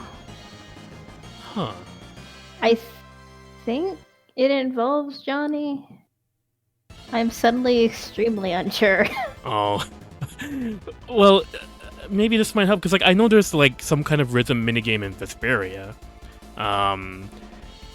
It just came out of nowhere too, where it's like suddenly you have to charge up this air crane with Rita and Estelle, and then like you see the buttons come from the right side to the left, and just like Taiko, but you only have to press one button, and it's very easy.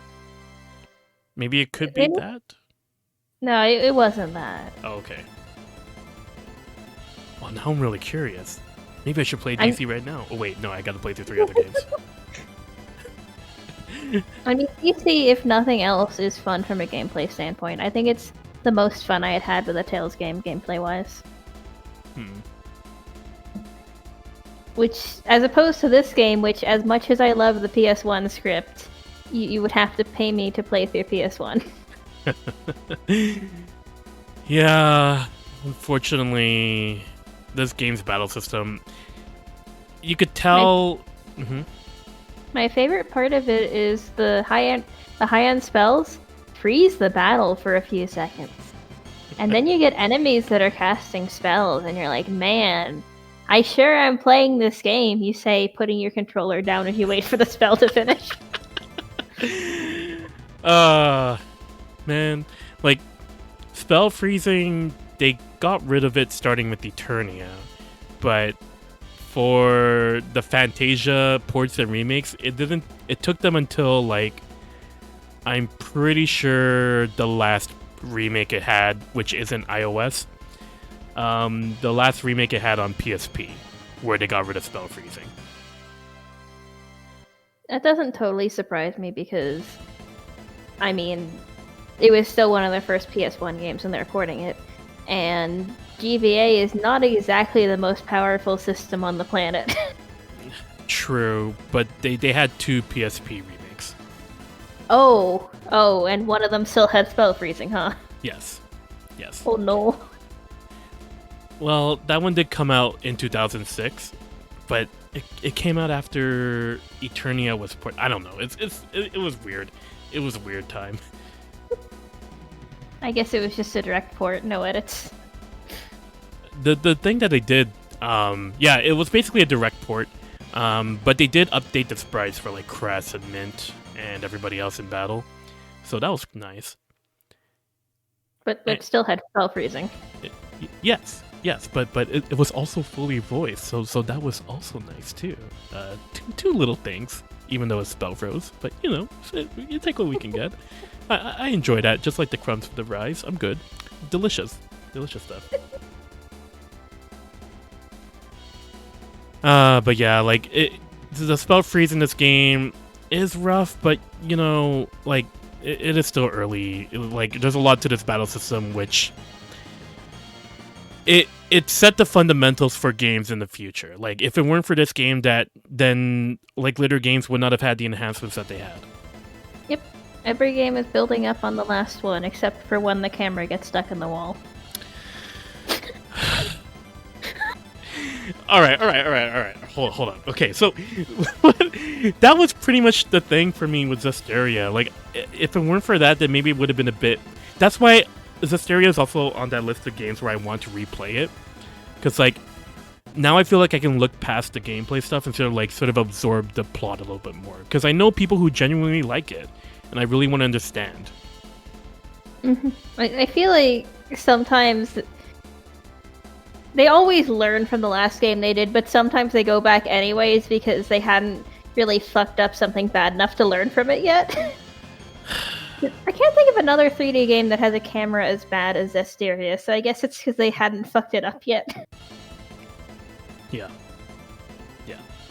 They didn't make the mistake to learn from it. Oh, you know what? Actually, I could think of some games. It was back in... Tales ones.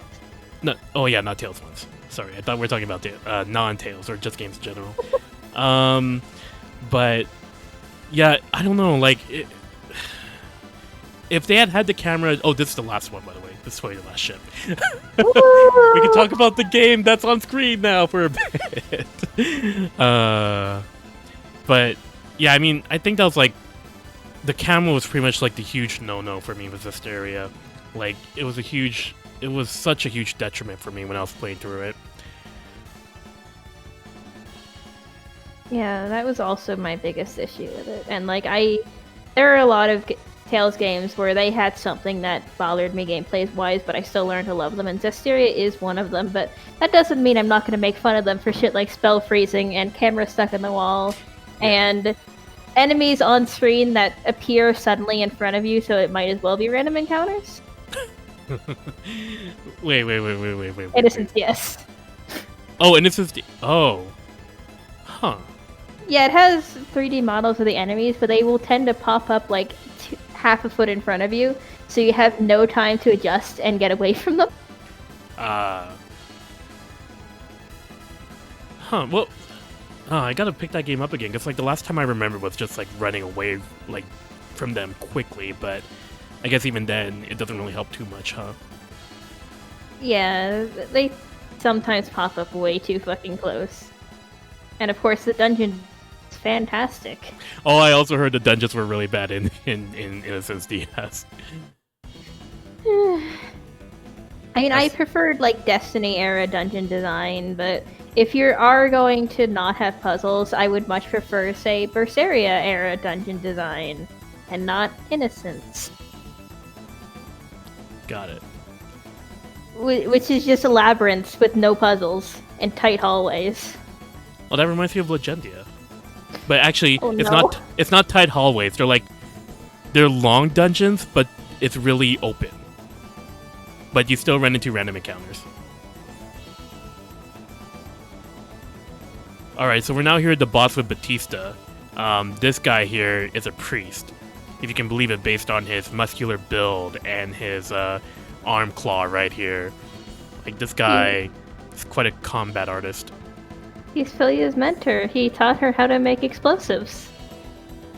Ah, yes. It's too bad you didn't teach her how to use an arm claw, because that'd be kind of cool to see Philia do.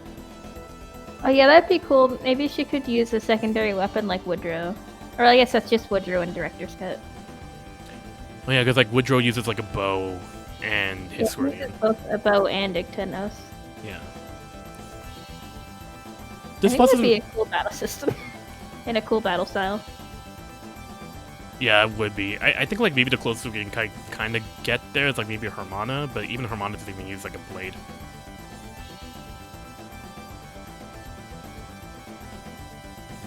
Since, like, her gauntlets are, like, pretty much, like, fist fighting, basically.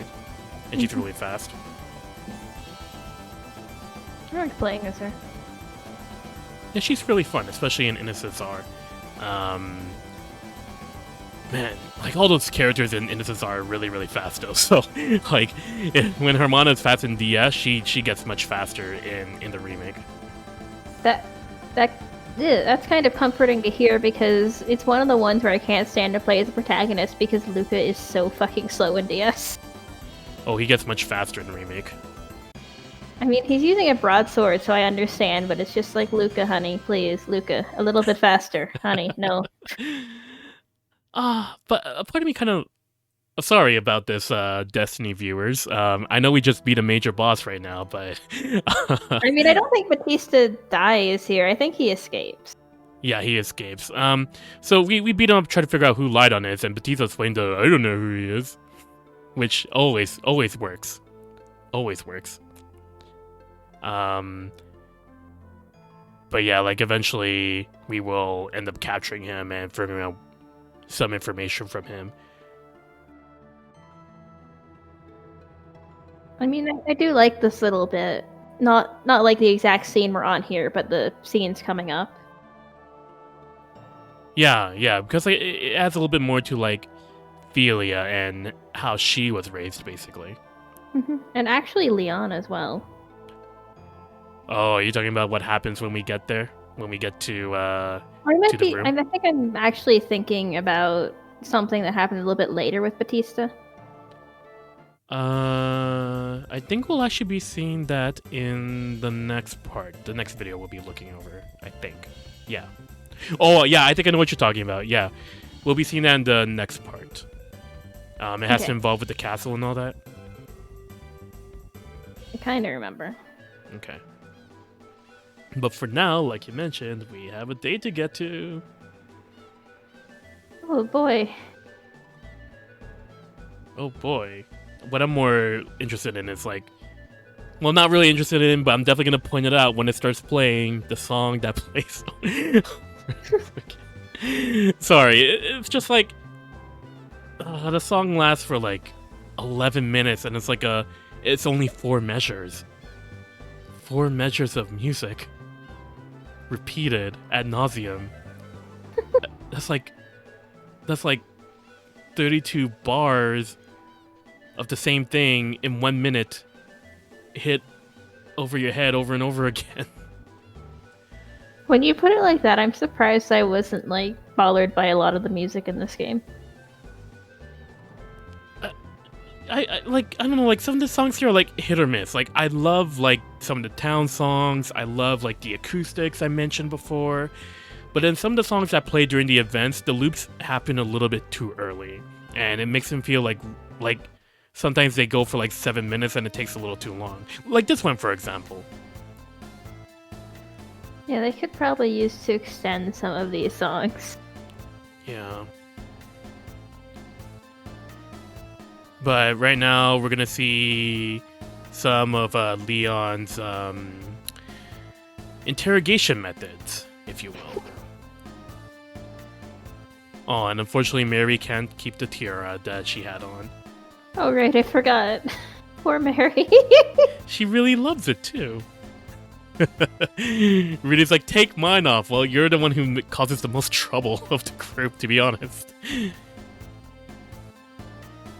Oh. I mean, it makes sense why, of those three, he would take Mary's off, because Stalin needs it to be woken up sometimes. True.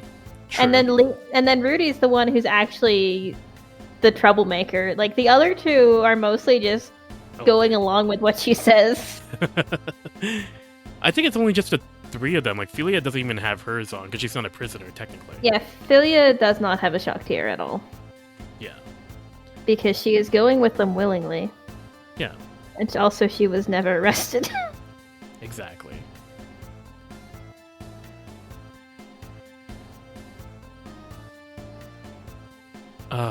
So, yes, there's gonna be a date that's gonna be going on here while Leon does some of his interrogation, and yeah, the next part here is nothing but full cutscene. So basically, if this game had like auto advance, then you could have put the controller down and just watch the cutscenes keep going.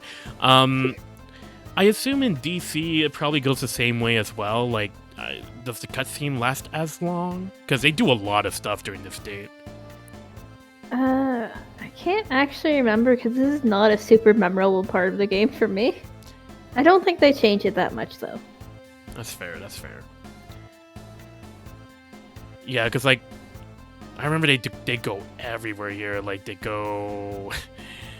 You guys will be seeing it shortly, basically, what they're going to be doing. And then Stan's like, oh, the date? Oh, he's blushing. He's so flushed. He They didn't have expect this. to endear you to Eileen.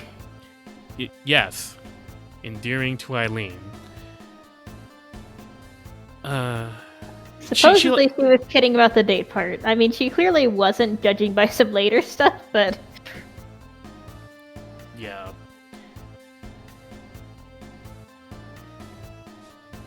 He's a weird little character. A lot of the Oberon core are kind of like one note basically in this game. Like, they don't really have too much to lend to at this point in the game, but at least you kind of get introduced to them a bit and what they do. I don't think they get that much expanded on in DC either. No, they don't. I mean, maybe a few of them and some Leon side specific stuff, but not that much. Okay.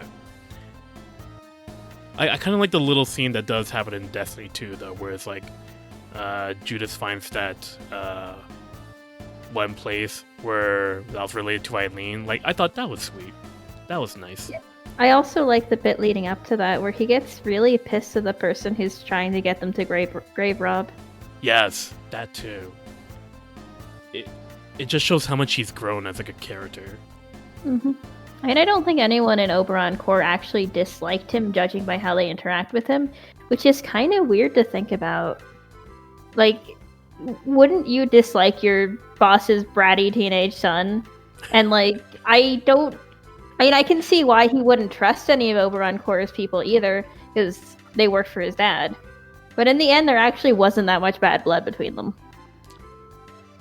Maybe they felt more sympathy for him because Maybe. of how he was raised, like what's expected of him throughout all the nepotism. Maybe. Like, it could be the initial reaction, but then, like, you know, it's still a kid at the end of the day. So, I don't know. That's how I would feel, at least. I will say that one thing I love about this scene is Mary's reactions. Yes, yes. Mary's reactions to everything are fantastic. And Mary is the greatest comic relief character because she's often in the background of scenes just doing random stupid bullshit. And it's so fun. It's so fun. Like, she's just living her best life, like, not caring about her amnesia because what is she going to do about it? Yeah, exactly. I think of another character. I just can't quite put my finger on it. Was it somebody? Oh, duh! Rebirth. Mao. Like, she kind of reminds me of Mao a bit.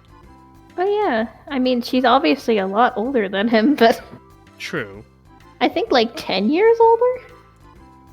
Yeah, 'cause I think Mao was in his teens in that game. Early teens. Yeah. Mary's 24. Yeah. Maybe the age difference might make it a little bit more fun with Mary, but I think they're both, like, on the same level of having, like, a lot of fun, even though they're amnesia characters. I really adore Mao as a character, though. The entire cast of Rebirth is great. Like, I love Rebirth so much. I mean, I don't want to drop Rebirth spoilers in the middle of a Destiny section, though, I know, so I will not expand on that. I know. Take our word for it. Rebirth is a great narrative. That's why it got #1 in the emotional scenes poll that happened recently. Oh, did it? Nice. Yeah. It was they're doing like these polls and questionnaires that they did during the anniversary month of Tales. Yeah, I saw those, and I wanted to submit one, but I only saw the Japanese form and didn't know they were taking English responses, so I didn't send one in. Yeah. I ended up not doing it much either, but yeah, it was really literally the moment that I saw it get like #1, like it was the peach pie speech that was given. I know, but that one shouldn't be as emotional as it is. But it is. I know, right? I thought you wouldn't think it would be that emotional, but the build up to it was fantastic. Yep. Tales is occasionally really good at that, where it's a scene that should be really fucking cheesy and you still cry anyways. Yeah. Hearts has a few moments like that too, in my opinion. Legendia has some of those moments too.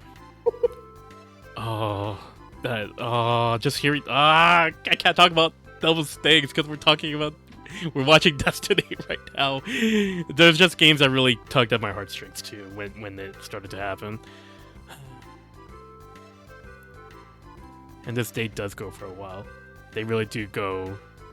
We must find out everything about Neustadt. Everything. Yes.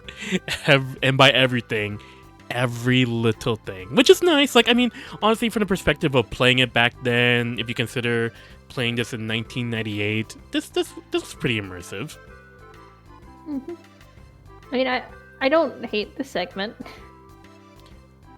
Yeah. But there's not a whole lot to say about it unless you really care about Neustadt. Basically, it's nice to experience, but not much to really talk about. Like all this like world building stuff is kind of interesting, but Neustadt in general isn't really that much of an important place, except for the arena, which we will be seeing. I think it's interesting that because they put a different character in the arena in Director's Cut, Kongman becomes a required character in Director's Cut. Oh yeah. Because Lilith is the optional character from the arena in Director's Cut. Huh. Yeah. I never really made that connection. Oh yeah, because like the characters like in Act 2, some of them end up becoming optional, and you guys will be seeing that when we get to that point in the stream. But they all end up becoming mandatory. Yeah, in Director's Cut, they're all mandatory. Nice. Because you can fit everyone into the party instead of being like, oh, you can only carry 6 party members, but there are 9 people. Oh no. Oh wait, no, there's only 8. Yeah, there's only 8 in this game. I mean, there's 9 party members total, but there's only 8 available to you at the end. Am I because counting? some water damage happened, you know? Yeah, water damage. .exe has stopped working. Please reboot.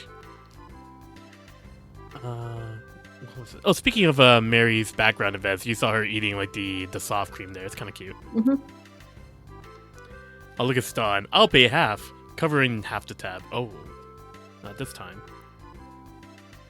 I mean, I think Eileen has a lot more money than Stan. Yeah, but it's the I mean- thought that counts, right? He's employed for this big company, and then Stan is this country boy who is a prisoner doing community service. But Stan does not see that. All he sees is just being happy with people, right? Maybe? I don't know. He just wants to be sweet. He's a good kid. He is a good kid. I really adore Stan for that. Yeah. Something in PS1 that is sadly not in PS2 is there is some things you can examine, like that you might think you're able to loot, but Stan refuses to loot them, and you get Yes. this just a message about how it's bad to take other people's stuff. Yes.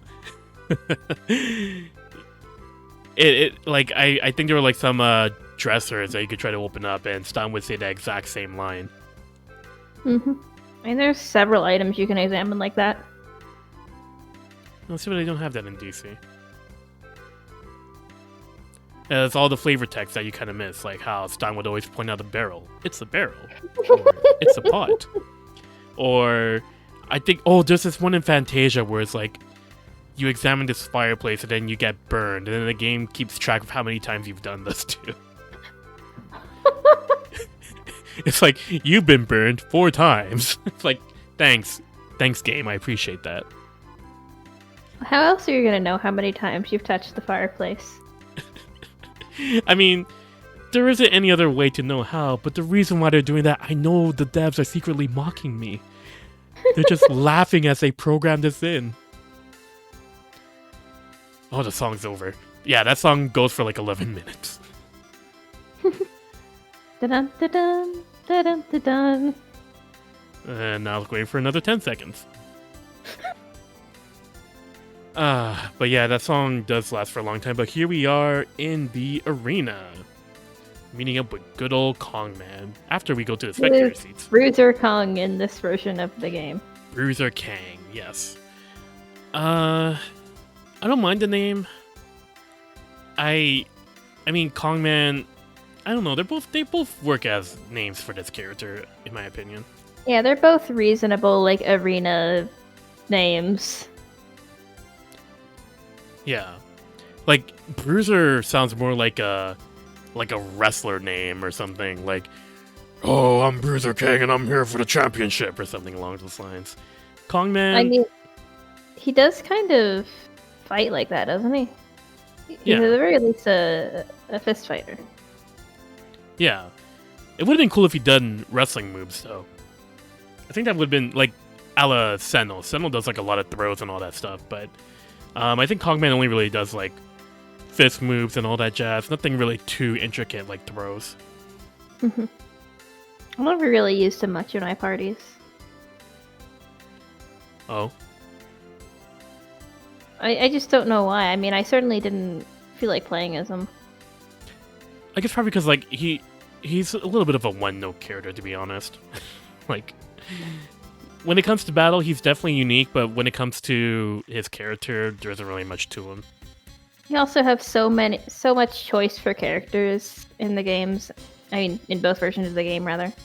And it's like, you don't have to use them. I mean, you do actually have to use them in Director's Cut because of the final dungeon, how it's set up, but... Yeah. Basically the only time you have to. Wait, the final dungeon you have to use them? The final dungeon of Director's Cut splits your group into 2 parties, and you have to control both. Oh. And because you only have 8 people, you have to use every character unless you recruit Lilith. Oh. Huh. That's really... Oh, I kind of like that now. Now I kind of want to, like, see what happens, like, when I go through it. Because I do like it when games do enforce you to try out the other characters. Like, that's sort of my thing. Because I like using and exploring the other characters. especially when Destiny 2 did it, I'm like, thank you. I appreciate that, Destiny 2. I mean, not that those solo battles lasted very long. They didn't, but it's I can take what I can get. It's the little things. I know there's one thing that happened in Innocence where it happened too, but man, it's just, I wish Tales could kind of do that a bit more often, where it encourage you to use different characters. Mm-hmm.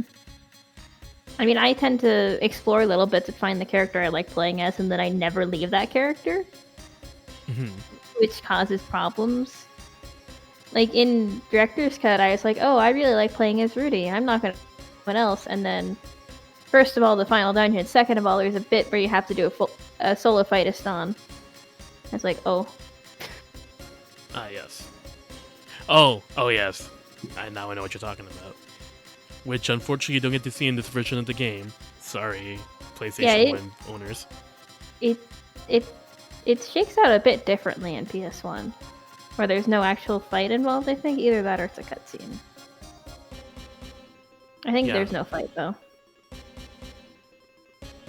That's one scene I'm actually interested in seeing here when I get to DC.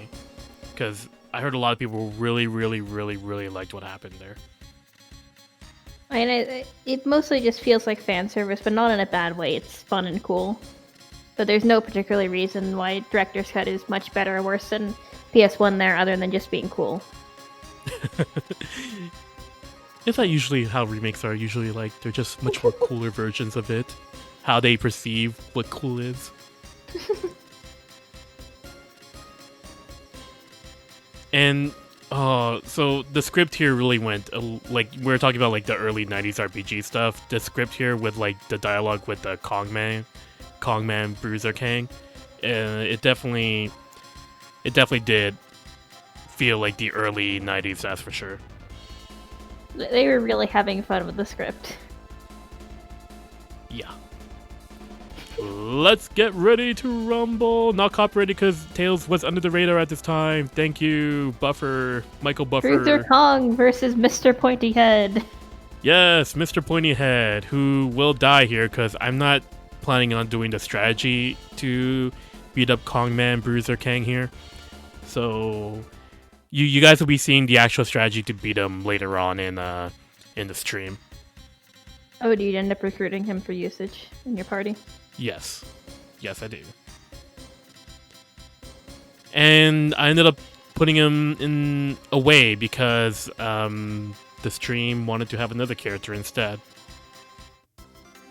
who ended up showing up in the final boss too. Good old pink-haired Chelsea. Oh well. I'm surprised that they picked her. Yeah. No, it just kind of happened. I didn't even get Chelsea for the first time throughout this stream. Like, it was my first time getting Chelsea when I was playing through the stream there. I think I mostly just ended up using the Swordian Masters when I was going through. I think I did grab Mary, though. Oh, does, like, Mary sort of, like, does Mary go through her events, too, in DC? Like, I remember that being optional in this game. There is only one way for the events to go in DC, and it is don't kill the character. Okay. So like, you don't have to worry about picking up the item or something, like... No, you don't have to be careful about how you do it. There's actually 3 ways the Mary event can go in this game, I believe. Yeah. I think that if you kill the character but pick up the item, that is the fastest you can get Mary back into your party, maybe? Okay. Yeah, that sounds familiar, yeah.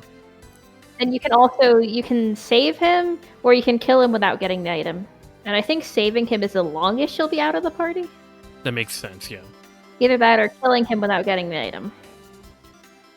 Yeah, because, like, I remember, like, if you hold on. If you kill... No. Like, there's a very specific way to get her back into the party as fast as possible, and it does involve killing that character. But I don't think it is just directly killing that character without doing the optional stuff. I think you either have to get an item or have an event triggered first. And all of it is optional in general. Like, I don't think you're supposed to go through those events in the first place, right? Or does it happen in the main narrative? No, you can. You have to interact with him in some way. It is part of the main narrative. It just varies whether or not he dies and how you go through it if he does die. I see. So all that time while Stan and Eileen were having a nice little date, this guy's being tortured with the tiara. By good old Leon. One of our heroes, everybody. I mean, are you really surprised with how he treats the rest of the party? No, but to see how brutal he can get, it's a little bit scary. Just saying a bit. Look at this guy, he's being tortured out of his mind. And he does a hair flip. It's like, yeah, that's what I do. I do really love the hair flip. I feel bad for loving it, but I do. The hair flip is, like, it's like some classic 2D sprite. Like, I dig it too. He has a portrait like that in DC as well. I feel like I'm just talking about DC the whole time. I mean, honestly, it's pretty hard to avoid when we're talking about Destiny in general, right? Mm-hmm. I mean, we pretty much just covered, like, PS1 we have, like, a lot of, like, there are a lot of quirks to it that I feel should be experienced once. I'm pretty sure you feel the same way. Mm-hmm. And the script itself also gives you a bit of an idea as to how, like, scripts were done back in the day too. And I know people who don't really like it. Like, they don't really want to encourage people to play it or experience it or something. But I feel like one time won't hurt. Yeah, like, I feel like people should go through it at least once. Because there's some things here that work. Like, there's a reason why it got remade too, right? And some things that did work that they left behind, which, you know, that's just like remake stuff at that point. Mm-hmm. I will say one thing I'm sad about the localization here is this is actually the first game that had skits, but they got removed because they were audio only. Yes, but I think you can find those skits in the sound test. Oh, neat. Yeah. Like, I haven't done it myself, but I've heard you can. So, I feel like I should go through it one day to sort of, like, see it. But, essentially, how this gets activated in this game is that you don't activate it by traditional means. You have to, wait. It varies still on the world map. Yeah. I'm glad skits are not like that anymore. Yeah. But it was cool. Like, see, like, you would miss fundamentals like that. Like, skits started off in this game before Fantasia came out on the PlayStation, and then you get to see the traditional stamp portraits that you would see the series use from here on forward. I mean, they actually very quickly got away from stamp portraits and then went back to them and just went back and forth on it for eternity. Yeah, at that point now we're talking about, like, which developer worked on the game, like which studio did it. I feel like they've mostly gotten away from stamp portraits now, though. But I know the first one to not use stamp portraits was actually Destiny 2, so very quickly. Yeah. But then, like, it's exactly what you said, though. They started going, like, left and forth, because, like, the Team Symphonia games were the ones that used the stamp portraits. Then Team Destiny games were the ones that did, like, the actual portraits. Like, if I could recall off the top of my head, it was Destiny 2, Rebirth. Does DC kind of count, even though they're, like, cards? I mean, they're certainly not the stamps you see and stuff like Symphonia, but they are cards. I don't know. I really like that, the way they use the card format. Okay, so I guess that would count more towards the portrait thing. And then they did it again in Grace SF. And then after that, that was when Exilia came out, where they went back to the stamps. But then when Zesty came out, they were doing... portraits. Yeah, they were doing portraits, and, like, in Bercy, they were doing the portraits and, like, more of the emotional bubbles that you would see in Grace's skit system. Mm-hmm. I really prefer the ones where they do something unique with it rather than just using the stamps. Of course, even some of the stamp ones do some unique stuff, like Fantasia has some interesting usage of the stamps. Like how they, like, expand and they go down a bit? Yeah, like there's a bit where Clarith is panicking and running around in circles, and his portrait starts moving in circles. Oh, yes. I think, like, the games where they, like, Symphonia GameCube, for some reason, they didn't allow the stamps to animate a lot. Like, they just kept them still, but then in the PS2 remake, that's when they started to get them to animate again. So I think Symphonia was the only one that's guilty of, like, not letting them animate or do interesting things like that. I don't remember that much in Exilia either, though. Yeah, you know what? Actually, the Exilias, they didn't really do it too much either, huh? It's been a long time since I played those games, too. Oops. Exilia 2. Vesperia, they kind of did it a little bit. But I guess they kind of stopped in the Exilias, huh? Outside of them showing their portraits randomly sometimes. I do think they've done some interesting things with the skits, though. Well, it's the most interesting that comes to mind. I don't know, I guess maybe, honestly, Director's Cut, because they really take good advantage of the card shapes. Like, there are times when a character will leave and the card will flip over and move away. Oh, that's kind of funny. Yeah, I find the way they take advantage of them being cards very charming. And that'll be something I'll have to go through to see. But yeah, I just hope that, like, they keep skits, like, in Arise. They probably will, but it just feels like, you know, they can't get rid of skits in Tales. Like, that's such a signature thing in the series, and it does so much for the narrative. Yeah. I can't imagine a Tales game being a Tales game without skits. Yeah, and if I were to imagine it, then the Super Famicom version would come to mind, and that's a fun experience.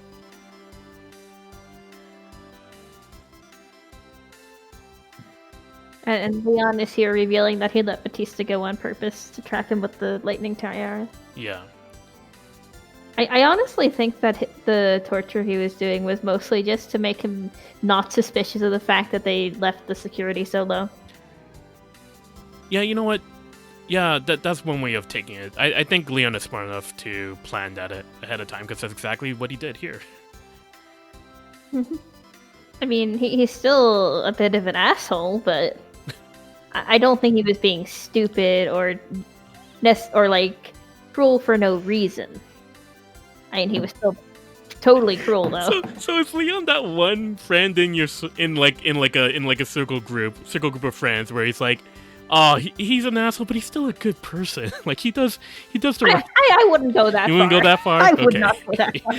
That's fair. I was like the first thing that came to mind when the correlation was being made. Yeah, he's really not that bad. It's not that he's not bad, it's that he was bad for a reason. Yeah. He certainly has his backstory, that's for sure. And that's putting it lightly. I mean, it's not like he had like a game or two dedicated to it. It's not like he has a ton of fans because he is a sad pretty boy voiced by Midorikawa Hikaru. Is he really a huge deal? Like, Midori... I'm not too in tuned in, like... No, I think he might actually be a huge deal because of Leon and not the other way around. Oh, really? Huh. Like, maybe he's not the hugest deal on the planet, but he definitely has some level of name recognition.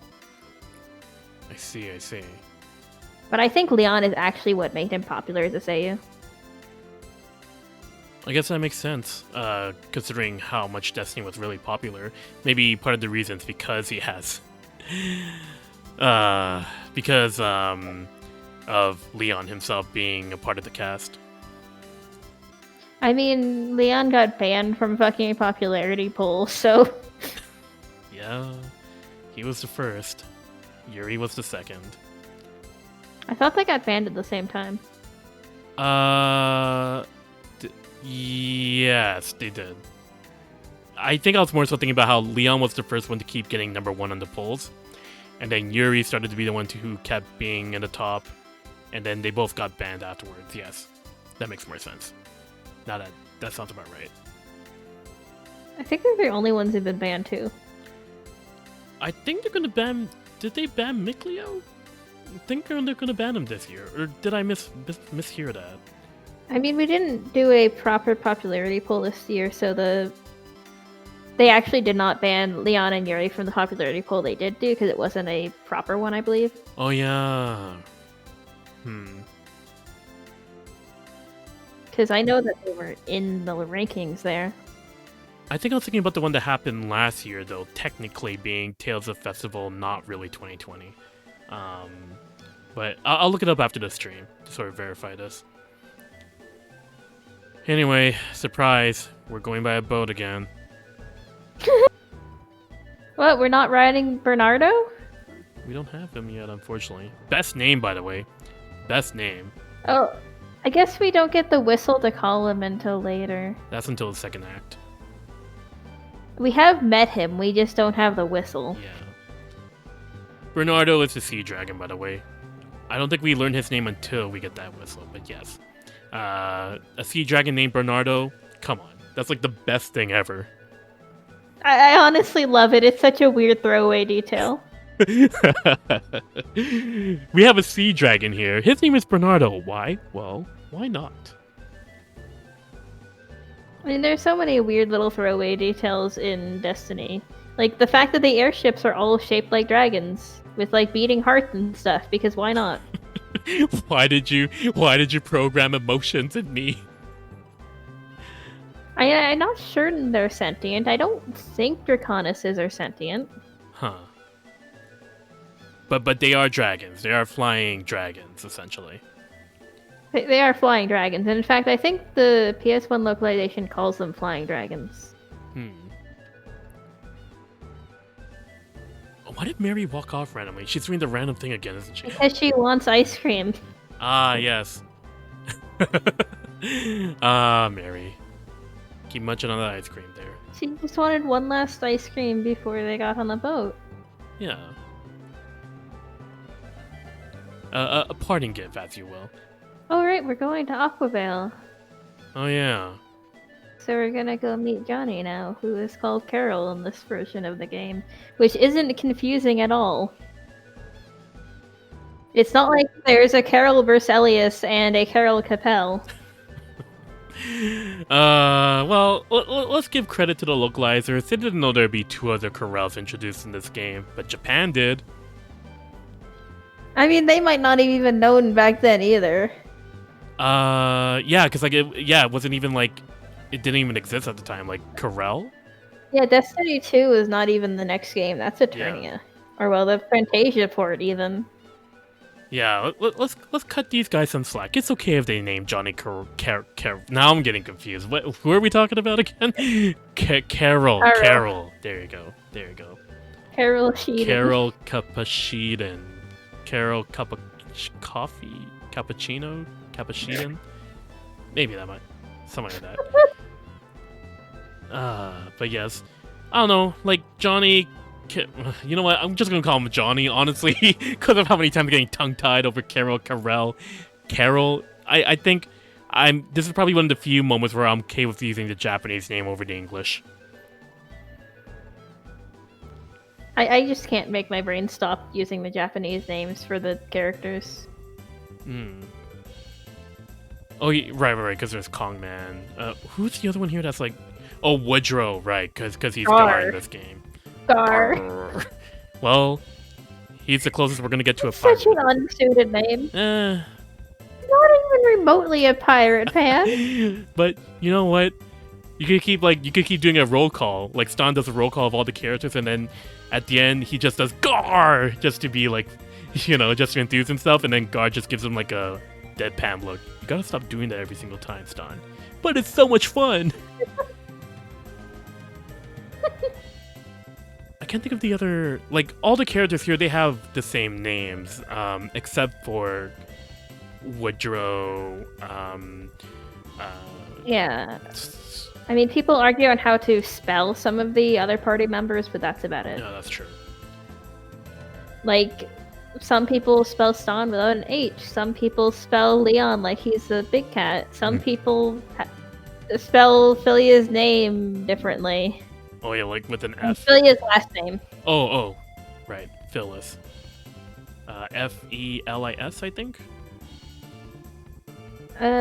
Sometimes. I have always written it Philia Felice, but I know some people write it Phyllis. Yeah. Some people even use the same PH as their first name. I don't actually know what the localization went for her last name. I think it's Felice, so like Felice. Okay. Oh yeah, so this is where we have to be dropped off, and then the only way to Oh, there actually is one character who got localized other than the party members. Riker. He's actually Ritora in Japanese. Oh, right. Riker Ritora. His first name is different too. It's like Mercurius. Mercurius Ritora. I guess we want to count. We already mentioned it, but like the final villain of the game. Oh yeah, fucking Kronos. Yeah, not Exilia 2, by the way. This game. It's also named Kronos. I don't know why they localized those two. I feel like it was like a time when this game came out, they really wanted to change up like a lot of names to make it more like theirs, but at that point, that's like a different can of worms. For the party numbers, it's because they didn't have enough room. But I don't know why the non-party members got localized. I didn't actually realize, like, that makes more sense. Huh. What is the character limit to this game? Is it just 8 characters now? I think it's... Well, Woodrow is 7 characters, so it must be 6. Okay, but Bruiser was able to make it in, and that has, like... Oh, I think it's because of variable with characters. Like, Woodrow wouldn't fit because of the W's, maybe? Interesting.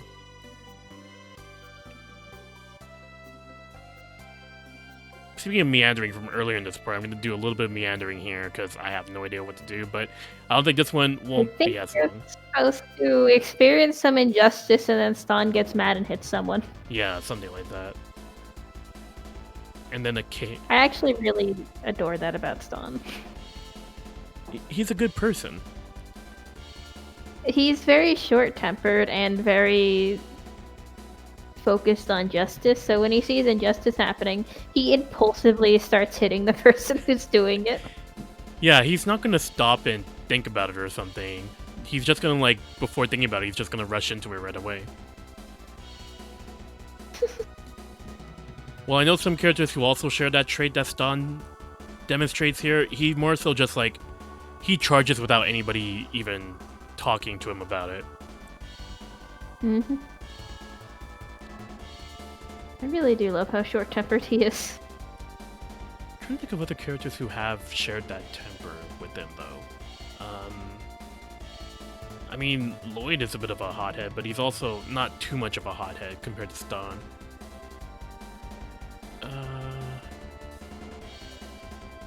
Yeah, nothing really comes to mind, really.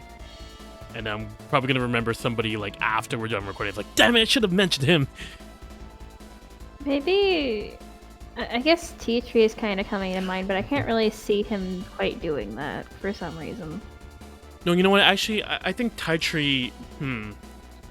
Ty-Tree kind of would, I guess, but he would go through the same scenario that Lloyd would, like...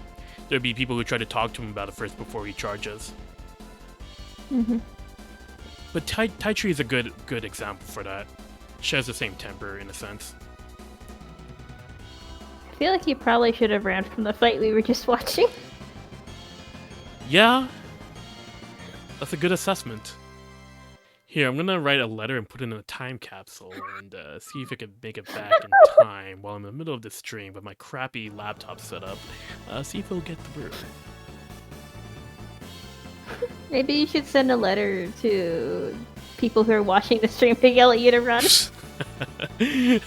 Well, you know what, actually, during the stream, there were some people who were helping me know where to go, in a sense. So, that's one of the quirks of streaming it. Like, you know, there'll be people out there who will help you, and I appreciate that.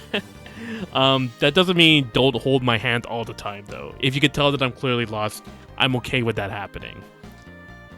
But So I should tell you exactly what to do, even when you're already going there. yes, Got it. yes, thank you. I'm glad you got the message out of that entire speech there. Thank you. I appreciate that, Kip. Thank you so much. But there are some people who don't have that, unfortunately. But, you know, I know it's out of the goodness of their heart. I understand that, but, you know, sometimes... No, why are you walking further away? Sometimes let me play a bit and walk further away from things and play around my strategy a bit more. Like, let me explore. Like this. This is a nice setup. Look at them. They're all so close together. They all have their formation now. If I recall correctly, I'm actually supposed to talk to one NPC in this town who's supposed to be the catalyst that opens the cave. Oh, right, because you're not actually in Aquaville yet. Yeah, not quite. So you need to go through this fucking cave. Yeah. So, like, if you don't talk to the NPC, then the cave will not be there. So that's why I call this NPC the catalyst of the cave. That explains why you're looking down there, then. Yeah. There's way too many bits in this game where you have to go talk to a fucking NPC to progress the plot.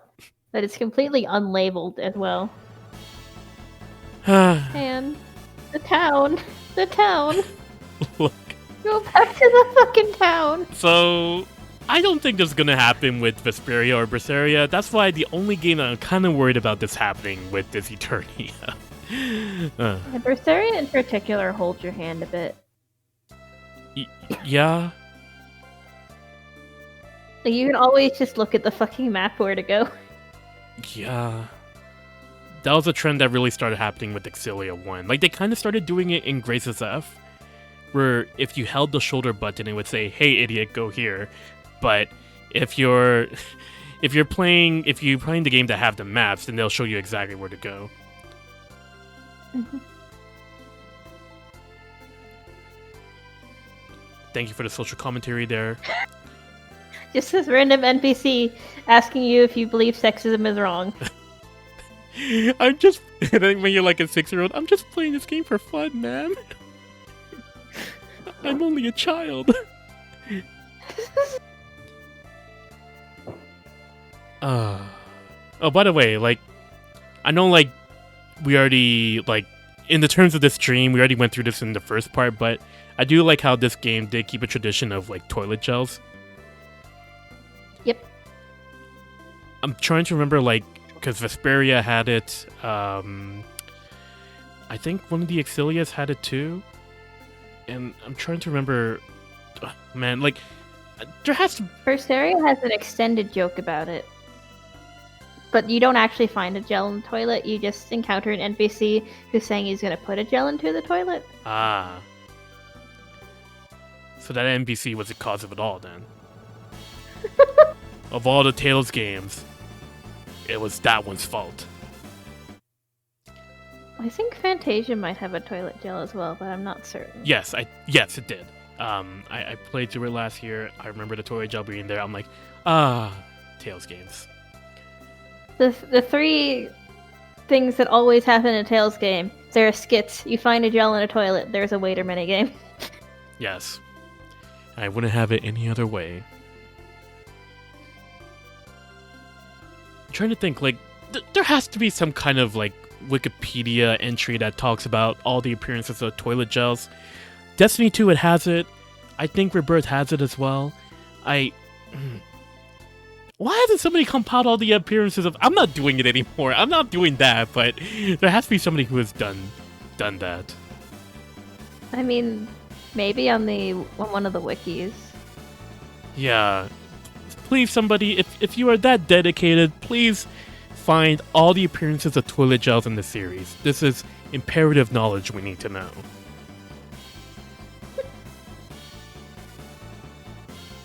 I mean, it's kind of weird that some of these games have toilets in them to begin with, judging by the technology levels. It doesn't matter what era it is. A toilet is always a toilet. How else are they gonna? Never mind. I don't want to get into this topic. Abort. How else are they gonna put gels into the toilet? Yeah, exactly. Thank you. How else are we gonna do that? We need toilets for this reason. It also. Why am I? Hold up. Why are the colored gels in this game like green? Like the apple gels? Why are they green gels in this game? Like there's a couple games where they're green, I think. They were?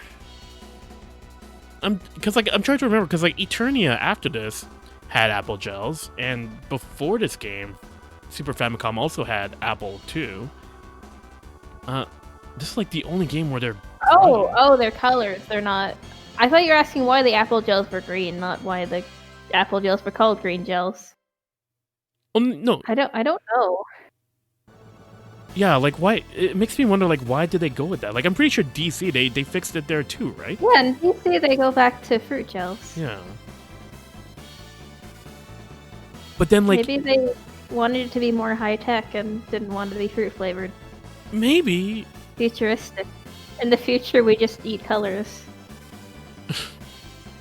but then, like, in this game, we also have orange gels and melange orange gels. I mean, orange is a color. Let me change it up then. Aren't there like pineapple gels in this too? Pretty sure there are. There are actually, yeah. I don't fucking know why they called them green gels then. Maybe they thought American audiences wouldn't understand that the apple gels were green and they'd be confused. Huh. That's just a total ass pull. I know. I don't actually know why. I know. I don't know. Like I don't actually know for certain that the Japanese script calls them apple gels or not either. Yeah, I kind of want to look into that too. Like, are they called? Oh, they're not. They're not pineapple gels. They're pine gels. Pine gel. Okay, so maybe they're like part tree. I don't know. But yeah, I don't know. I kind of want to like look into that. Like, if the Japanese version they kept it green. I feel like they are though, but I'll be after the stream. Yeah, I'm curious now too. And here I am still meandering around here, trying to figure out what to do where this one NPC is. Why can't I find this cave? We're getting there, don't worry. This won't be as long as the start of this, where we spend 30 minutes trying to figure out where to go. We'll be good. Are you sure?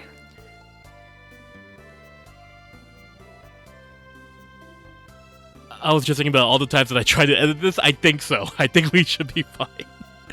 I hope so. I don't know. Something. Come on. You can make it. I believe in you.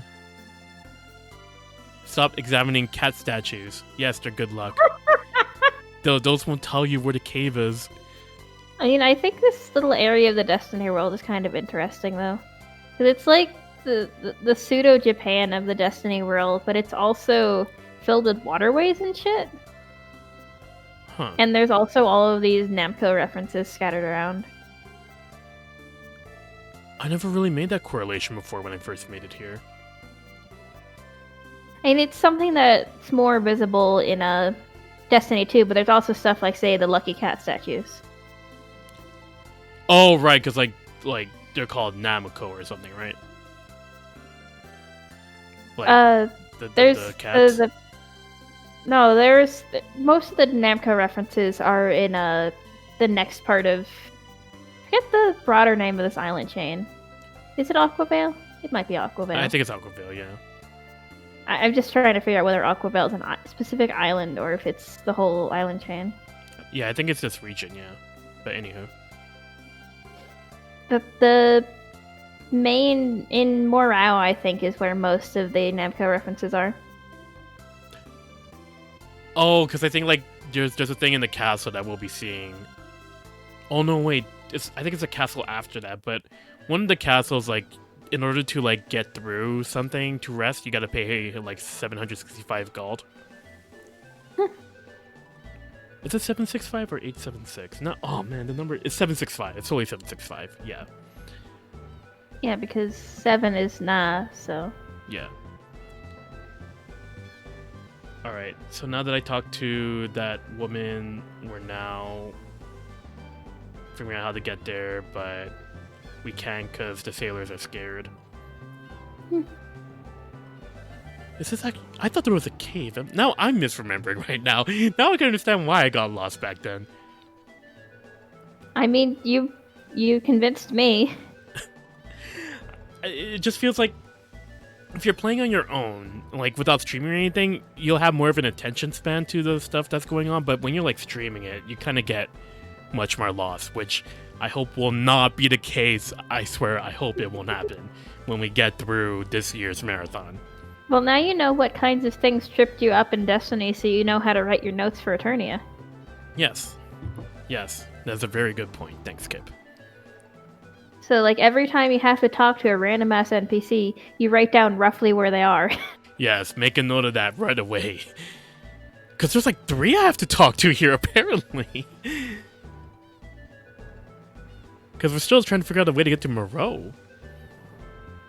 And I feel like this is also a very, like, 90s JRPG thing to have as part of the plot. Yeah. Like, just, you must talk to random NPCs now. We will not help you. Until you speak to the specific ones. I think, like, because, like, I went through Fantasia last year, and I don't recall it being, like, this random with the NPCs. Like, oh, you know what actually helped with Fantasia too? The skits. Oh yeah, maybe if you could hear the fucking skits, it would help. Yeah, yeah. And they fixed that in Eternia, where they do dub some of the skits, but only the skits where they tell you where to go. Yeah, if I had skits in this version of the game, then maybe it would have helped. Of course, you remember to trigger them. That is true. That is true. I mean, there is some level of guidance given to you, but you have to, like, read the dialogue going in. Yeah. This game is definitely one of those you have to read everything kind of game to know where to go. So if you remembered that you were going to Morao and that it's part of an island chain, you would probably know to talk to people on the dock. And not just look for a cave for some reason. You're telling me when you play through this game the first time, you're not looking for a random cave to show up? I mean, I think you might actually be going on a cave because the pirates are too scared, but I do think you have to realize that you are looking for a cave first by talking to the people on the dock. Yeah. And then I noticed like an NPC afterwards that tells you about the cave, like inside the town. Because thinking about it, there is an underwater cave you go through, and I don't think it's just the one where you go at the beginning of part 2. I'm trying to remember that one that you're talking about. I don't think it'd be in Pandaria either. So I think it has to be in this segment of the game. Yeah, because there's like this one boss in particular that looks pretty disgusting at the end of it. Oh yeah, it's like a squid thing, isn't it? Oh, the squid thing that happens while you're on the ship. The one that looks like a nose. Yeah, I know what you're talking about. Yeah. Yeah. Did I find it yet? I hope so. Please. You talked to people on the dock, but I don't know if they told you about a cave. Yeah, I don't think they did yet.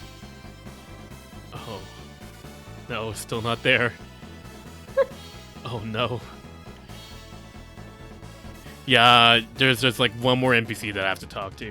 Okay, so here's the thing, like, I find it, for me, I don't know if people share this sort of thing, but when I play through, like, Tales games, and when I'm trying to figure out where to go, when I run into a random encounter, I kind of have this moment where, like, what am I doing again? Yeah, me too. Okay. I actually have a lot of trouble with puzzle dungeons if I don't have a holy bottle up. Yeah. Because, like, when it gets to that point for me, like, I feel like I have to use a holy bottle. Because, like, I'm gonna have, like, a very bad memory after every battle if I don't. I think maybe Destiny was a little bit kind and didn't put that many random encounters in the puzzle rooms, but I might just be having rose-colored glasses towards the game. Oh, there's the cave! Oh, we did find it! Woo! Oh, I thought it was a random encounter. Holy smokes. Oh, thank goodness we found the cave. Joyous times. Maybe you wouldn't have to use so many gels if you, first of all, used your fucking overalls. Second of all, had anything in your food sack? I don't remember what was going on during this part. Like, it's been so many years since I... Probably it's because you were eating so many wormy apples. Well, they're highly nutritious and enemy repellent, so... I mean, they're full of protein. True. Protein and some dead vitamins. You know, some vitamins are better than none, so you take what you can get. So this cave here, there was something that I did learn when I was playing through this stream, is that if you walk, your encounter rate won't be as high. Mm-hmm. And the lowest it can get is by using the tricycle. Oh yes, the tricycle. The tricycle that I don't end up getting in this stream because I never learned how to. Yeah, it's a pain in the neck to get, I think, and not super worth it, but it can be kind of worth it towards the end. Yeah. This is a fucking weird game. What do you mean? Wormy apples, tricycles? Standard JRPG stuff. Yeah, what game doesn't have a tricycle you can use to not get any random encounters? Earthbound. but that was a bicycle, so I guess technically...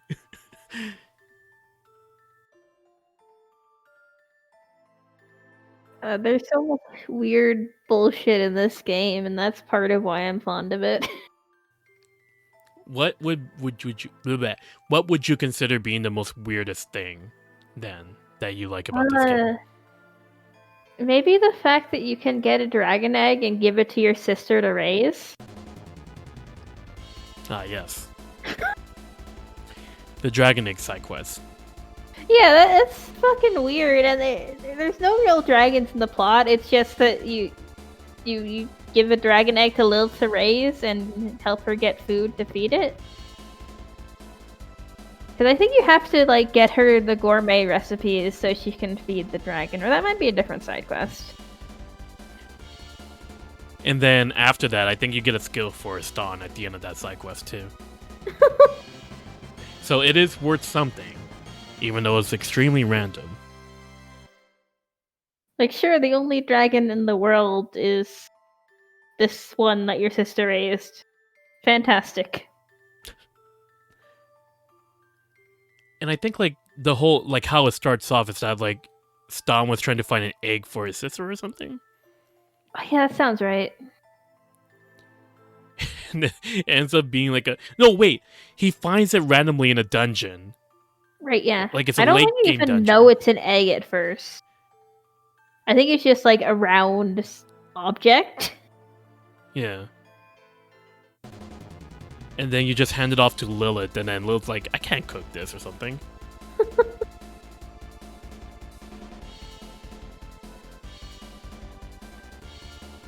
This I mean, the cavern. enemy design is also fucking weird. Oh, for this game? Yeah, 100%. Like, I'm just staring at the winged eyes, like, yeah, that's the thing.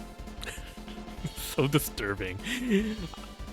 I still think the most disturbing one is, like, the nose cracking. Like, it looks like... You guys will probably see it in the next part, but that squid looks absolutely detailing disgusting. I think you might be running around in circles on the stream. Look. When you're trying to get from point A to point B while you're trying to produce all this stuff, while you're still trying to... With 2014 technology... Never mind. I can't come up with any more excuses. I'm a bad player. You caught me. I'm so bad at this game. I am really bad. I'm sorry that I am your host for this marathon this year. You'll get to the end of the dungeon eventually. Eventually. Like, the thing is, so I'm watching it too. I'm like, where is this guy going? Like, like I agree with you. Why is he going all over the place? I guess like the part of it is because like I thought, I don't know, like maybe if I knew exactly where to go every single time, it wouldn't be as entertaining, quote unquote. I think there's an element of that until you end up running around in circles in Cavalcase for approximately half an hour. Yeah, that's why I'm making sure to have notes and know where to go for this marathon. That does me meandering around like this. The thing is, though, is like we still made it on time. Like I think part of it is because like this game is so short. Maybe part of it's because like I was intentionally meandering around a bit or something. I don't know. Because you gave yourself the perfect amount of time. Yeah, and we were still behind schedule. Like we finished like what, like in 20 hours, I think. That sounds about right for this game. Yeah. Whereas with like games like the previous games I streamed for the marathon, like Symphonia, Legendia, Vesperia, Abyss, and Exilia, those games, they had a lot of content to sort of like cover the span of like 33 hours within 3 days. And I get the feeling that maybe Eternia might fall into this category too. Maybe. I think Eternia is much longer than Destiny, I feel. Yeah, it's a 4-disc game. I mean, I think it has a bit more voice acting as well, but it also is 4 discs long. 3 discs, but yeah. Oh. Close enough. Yeah. Same idea. Oh boy, it's the Darkwings. Yes. I think this is where the tradition started too, because like Fantasia did not have any Darkwings. I don't think we've seen them since like Abyss. Alright. Now it's time for me to turn in my Tails credit if I don't get this right. Let's see. Okay, so they showed up in... Did they show up in Destiny 2 or am I crazy? I think briefly. Okay. Because they were definitely there in Abyss. Because they were much more plot relevant in Abyss. Destiny 2 is before Abyss, though. I was trying to figure out what the last time we saw them was. I think Berseria. Were they in Berseria? Weren't they some kind of like other... They were... I think it was like a throwaway line. But yeah, I feel it like they were like mentioned one there. line. Yeah. Okay. I was like, I don't think we've seen the Darkwings in a long time. Oh wait, they were in Graces. Oh, they were? I tried to forget that side quest because it was weird, but they were in Graces. Huh. It's also been a long time since I played through Graces. It's been like 7 years. Just as long as when I first played this game. So it was a side quest in Graces? Yeah, it was a side quest, and the less said about it, the better. Ah. It involves someone being spanked, if I remember correctly. Oh dear. Then I shall say no more. By the way, Destiny, like, I was just reminded of this because, like, I remember there were cutscenes of the Darkwings in this game and, like, patch a slot, and then this game had, like, what, a slot machine, and what was the other thing it got recently? Like, a couple years ago? It had a proper slot machine and then a patch a slot. Yeah, like, this game gets, like, a lot of, like, side adult lottery machines, but it doesn't get, like... because the people who would have grown up with it are now old enough to waste their entire life savings on pachinko. I get it. I get it. It's just... Man, I kind of wish it could just use those assets for something else, you know? Something not slot machiney. I mean, they made character songs, and we have not seen them again. Like, I think you possibly can hear them while using the patch slot, but we never got, like, a CD release of them or anything. I think the most we got was, like, when it came out during an Asteria event. Yeah. I mean, you're releasing a character song for Ludger. Can you give us the Destiny character songs, please? Wait, Luke's character song, was it just him singing Karma? Ludger. Oh, Luger. Oh yeah, the Asteria opening. Right. Oh, is that just the Asteria opening? Okay. Yeah, I that was know like that this cast actually does have character songs, I believe. Or is it the Symphonia cast? One of those. I don't remember. Like, the first ones that really do come to mind are the Destiny ones, because I can't think of any other songs that would come to mind. God, the Dark Wings are so weird. Yeah, but Oh right, I forgot about the tablets that give Ston abilities that he's not allowed to read unless he's the right level. That's a fucking weird game mechanic, guys. it's what makes Destiny PS1 how it is. All the quirks and everything. Because like when we talked about that Space Invader game, there was also like a shooting game in Tales of Fantasia too. Like it's called like Groovy Arche. Oh yeah, I remember that now. That game is so much fun. Oh my goodness. Because like you get a title if you beat the high score. Like that's like good stuff. I would have preferred getting a skill, but at least getting acknowledgement of beating the high score is like, man, I felt like I was in an arcade again. I'm not the biggest fan of the minigames, but I appreciate that they're there. That's fair. Like, what would you consider being the minigame being like the most memorable for you then? Like one that you particularly like? I don't really know. I mean, I kind of like the concept between Magikarta. Oh yeah. I don't know why. I remember they actually had like an official release of that too. Because like Yeah, I remember hearing about that. yeah. Like they have the card straight up from Grace's F, and they had like a CD that you play that would go through the quotes. It's kind of cute. Mm-hmm.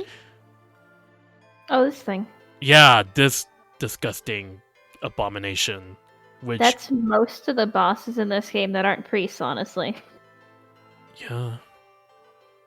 You take your pick, either religious heretics or abominations. That's practically Tales of Destiny. Both, but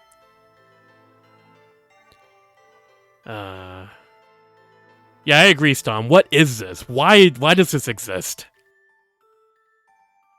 because they needed a boss at the end of the dungeon. Oh, of course.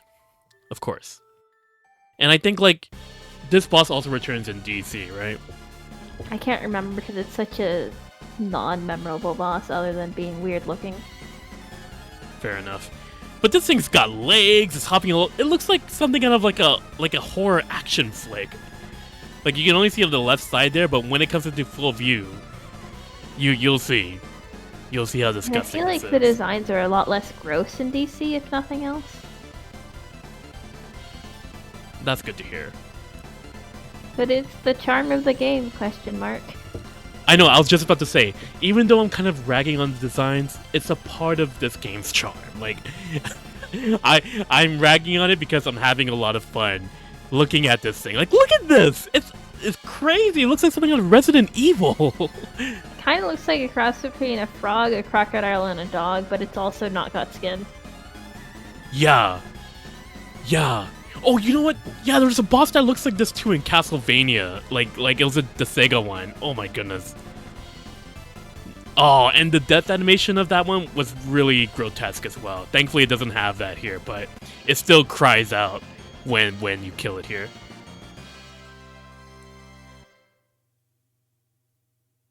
But a lot of these boss fights are more like, you gotta like keep beating up the main boss, and sometimes they have reinforcements. They may kill your party members a bit, but as long as you don't let the boss breathe, you're okay. Yeah. That's basically most of the bosses in here. Yeah. Though I think, like, DC, they do change it up a bit, right? Or is it more the same? Not a whole lot, but like a non-zero amount. Okay. I mean, I don't have the greatest memory of either version, honestly. When was the last time you played through DC then? A few years back. Like, a smaller number of years than Destiny 1. I mean, Destiny PS1. And I had been planning to do a replay of it soon, but I hadn't gotten around to it. I do like Director's Cut quite a bit. Staring at it at my my game collection right now. It's like, play. I haven't played you yet, but I know I'll get to you soon, buddy. So yeah, we just finished the cavern right now. We're getting close to Moreau now, and then Moreau is going to be a point where it's going to be another thing that this game does a lot is that it makes you go through castles, like a lot of castles during Act 1. I mean, what else would you be going through? I mean, in a way, aren't most of the Act 2 dungeons technically one big castle? If you think about it. Yeah, I guess so. I never really looked at it that way, because like they don't really look too much. They're more like weird mazes than castles, at least from my perspective. Well, yeah, but still. Yeah, I guess that makes sense. I'm mostly just joking around. Yeah. Alright, so Baku Inn? Yeah, so let's go rest here. Yeah. Oh. We're just being told to fuck off. But I need to rest. My party just beat up some gross, disgusting abomination. I need to clean my eyes from this. Oh! I actually forgot the plot of this segment. But right, someone took over the area and now we need to put Fate back on the throne where he belongs. Yeah, basically. We gotta bring Fate back to the throne. Also, this game, they usually censor their swears, but they didn't censor damn there. That was interesting. I guess they forgot it. And then no one fought it at the rating committee, so it's like, okay. Because usually this where it goes like hashtag, !, exclamation point, something or other. They usually go with the symbols. Mm-hmm. Kind of a weird choice, but it adds some level of charm, weirdly enough. Oh yeah. Oh yeah. So yes, we're going to be learning more about this place here and trying to figure out what to do. But we will be running into a sort of event here, which also marked the dawn of cutscene attacks in the series, I would say.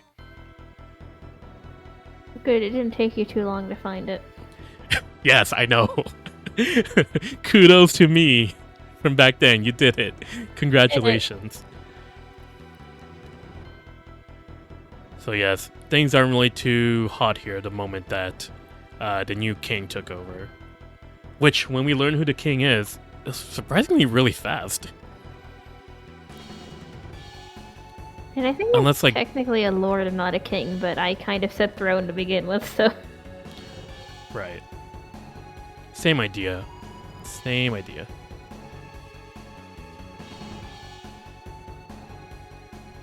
So yes, we must stop these guards from being public whipping. Hey, that's only reserved for graces. Don't do that. Don't do that. Speaking of... The mom's like... No, continue. I was just gonna say, like, the mom doesn't approve of this. I should be the only one to do that. And I was gonna say that speaking of public executions in this area, there's something interesting to Sheltier's backstory added about this area in some side materials. Where originally he had been the ceremonial execution blade for this area. But Johnny rescued him because he didn't approve of public executions. Huh. So Johnny kind of is like a part of Shaltier's past in a way? Yeah, at the very least in Director's Cut and the Cascabe manga. Oh, so they had in the Director's Cut too. That's really good. Yeah, I thought that was an interesting bit of backstory that adds some connection between the party members. Yeah. It just reminded me of it because, like, oh hey, public execution. Johnny don't approve. That's why he's gonna help us. Yeah. Very shortly. By the way, those soldiers that we fought were the same soldiers that we fought like when we first encountered Leon. Think about how long ago that was. I mean, it was only like 3 hours ago. That is true, but we also gained 10 levels since then, so... We only gained 10 levels. Yeah, it's just 10. Just 10. See now... Oh. Now why you all... Hey, you know what? Let Stan do what he wants to do. He has to help them. We've been watching them, like, be so mean to that kid. Ate the force, Ate the force too. Yes! Yes! Oh, this script. How can you not love the script with lines like that? Come on. Beautiful. I mean, the most Beautiful. memorable line for me is honestly at the start of the game. When Stan first picks up Dimlos, and he's like, "You're a talking sword," and Dimlos like, "No, I'm a teapot." Of course I'm a fucking sword. Yes. Yes. I agree. I love that line too. The script is just... There's so many things to it, you know? If nothing else, PS1 has its charms. Yes. Mary is so bloodthirsty in PS1. Oh, she's not this bloodthirsty in DC? I don't think so. I mean, I enjoy it, but kind of forgot she was like this. Yeah. That's the thing, like, I think her gimmick here was, like, she always enjoys, like, battling and going into a fight, so it doesn't matter when it happens, she just does it. She'll take the fight no matter what. Ah, yes. Here we go. Wait. I think I saw this cutscene in DC. Like, Johnny actually sings a song here, right? Yeah, I think they actually have a voice acted song. Yeah. He has several voice acted songs in Director's Cut. And a lot of them are really stupid bullshit and skits. Like, I think he writes songs making fun of various party members. Oh. And Stan completely goes over his head, so he's like, "Wow, Johnny wrote a song about me." Oh. Man. You know what? If there's one thing that's very consistent with this part of the stream, it's that I keep thinking, I really want to play DC. I want to play DC right now. Let's play DC. which kind of goes against what we've been kind of saying right now too, but PS1 is not a bad game. Play the game. It's really not that bad. They're both good. You should play both of them. Yes, play them both. PS1 for the charms and for the setup for Destiny 2, and DC for the refinements. Mm-hmm. And a lot of the additions too. Like, it goes deeper into a lot of characters you don't get a whole lot of spotlight in PS1. Including the Swordians. Pretty much all the Swordians have, like, at least twice as many lines in DC. Oh, okay. Yeah, because, like, I was just about to say, like, the narrative in this game does a good job with the main cast, but yeah, the Swordians are the ones who sort of get the short end of the stick here. Well, the only party members I feel like PS1 goes super in-depth with are the main 5 you see here, not counting Johnny. I don't feel like the other 4 get that much spotlight at all. I remember Chelsea kind of getting some backstory a bit in this game. Yeah, they've got a little bit of spotlight. It's just very brief. And I understand that because it's a 20-hour game with 9 party members. And then you also have 5 characters traveling with the party. So it's inevitable that some characters get a little bit left behind. Yeah, that's fair. I just thought, like, with what we got, I thought it was okay, but I can understand how, like, yeah, Johnny doesn't get as much as we would like, but I kind of, like, part of me is like, I forgive it because I'm going through the game right now as is, and it's not that bad. Like, yeah, like, it's not bad, it's just that there's room for them to add more lore in, so they did. Yeah. And that's what Destiny 2 did. Like, Destiny 2 really did add a bit more for, like, especially for the Swordians, that's for sure. Mm-hmm. But now that we put in perspective, they didn't really do much for Johnny, Kongman, or Chelsea. Because it's not really concerned with a lot of the party members. Yeah. I mean, other than Judas. Yeah. It's concerned with Judas. Certainly. And yeah. I mean, Mary, I'm okay with not learning more about in Destiny 2 because I already know her story in this game. So, like, I didn't feel too bad that she didn't have too much of a bigger role in the sequel. I mean, I do feel like it would go partially against Destiny 2's stated plotline to go into too much detail about the non-party members who were party members in Destiny 1. Yeah. Because it's all about Kyle, like, having his own legacy that has nothing to do with his dad and his mom and stuff. Speaking of which, I did mention this a bit with my look back at Destiny 2, but I felt like that game started to add a bit more stuff that were very fundamental for the series afterwards. I mean, it's the first time we see anything even resembling CC. Yeah, not even from like a gameplay perspective, but also from like a narrative perspective. Like you kind of see things that are like, oh, I saw this also in games like Symphonia or Abyss. Like, you kind of see familiar tropes in the game that remind you of like later games that you thought would have started off with it. Yeah, that kind of makes sense. I just think about it that it's one of the like first Tales games that's really like Talesy. Yeah, but I think like Eternia, there's one thing that Eternia really does have like near the end of the game, something about like discrimination, which I guess like if I were to play that card, technically it would have started off with Eternia.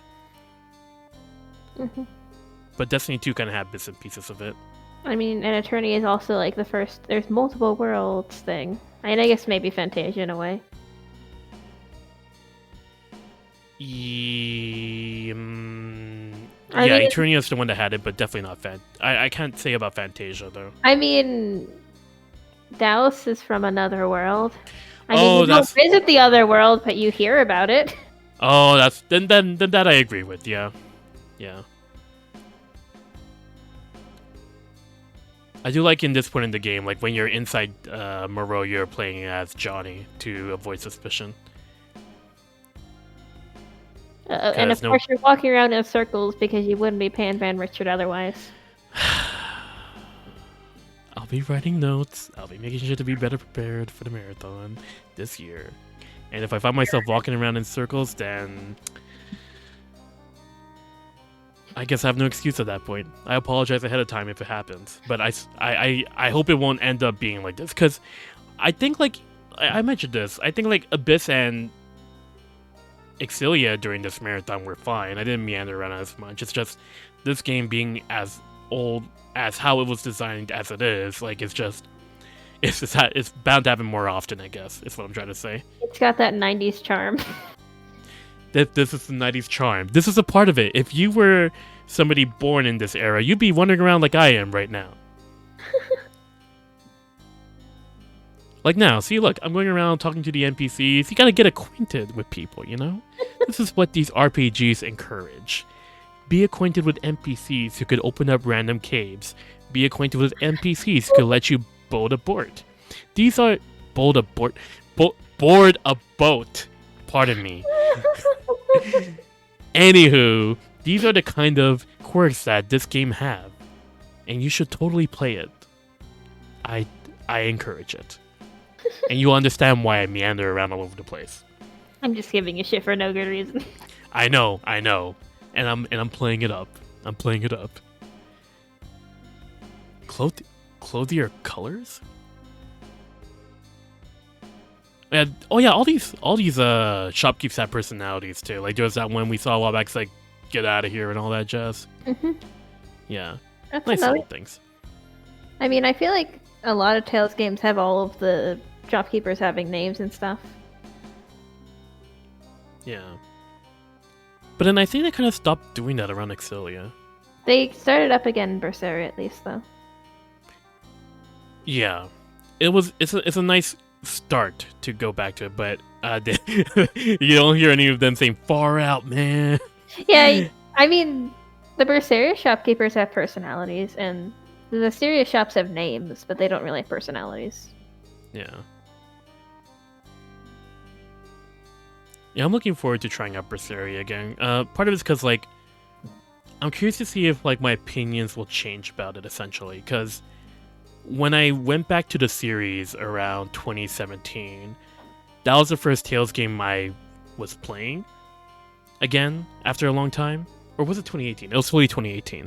And, like, it had a lot going for it because it was the first Tales game I played after a long time. You know what I mean? Mm-hmm.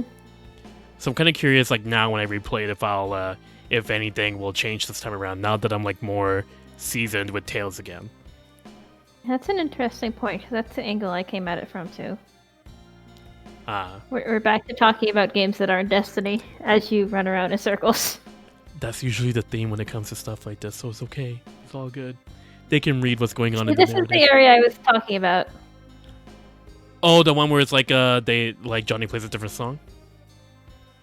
The one you ran out of very quickly, where I believe there's some Namco references. Oh, okay. You found the event flag. I did.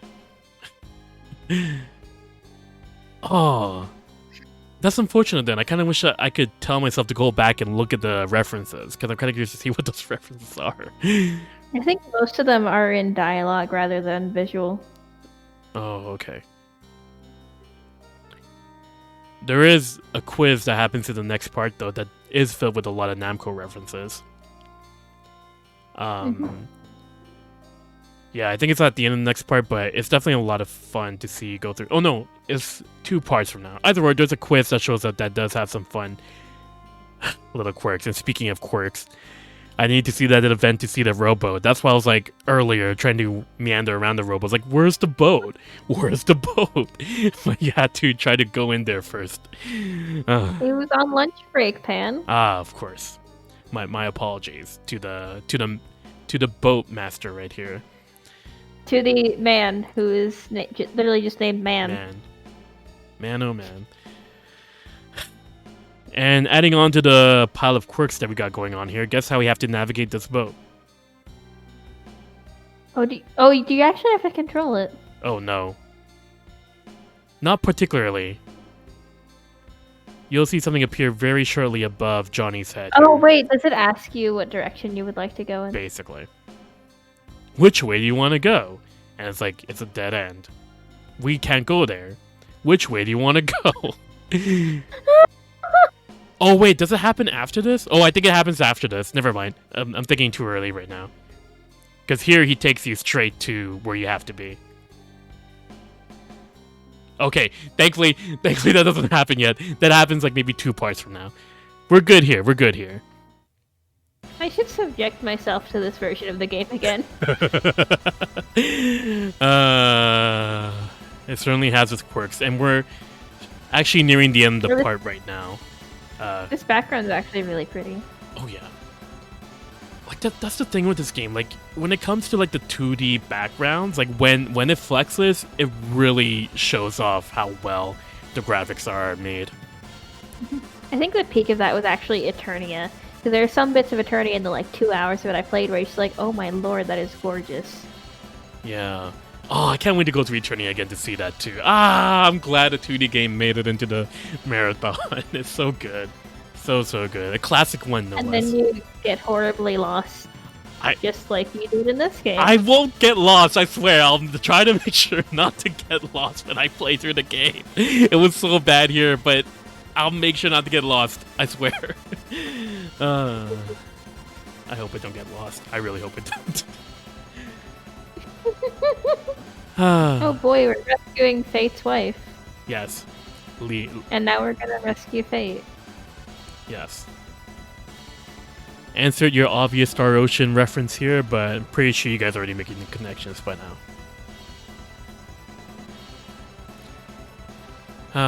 But yes, we will be rescuing Fate. And wasn't there some kind of weird love triangle going on between Liana, Johnny, and Fate? I think that's what the story was. I thought that the love triangle was involved Fate's dead girlfriend from before Liana. Oh, yeah, that sounds like it makes more sense.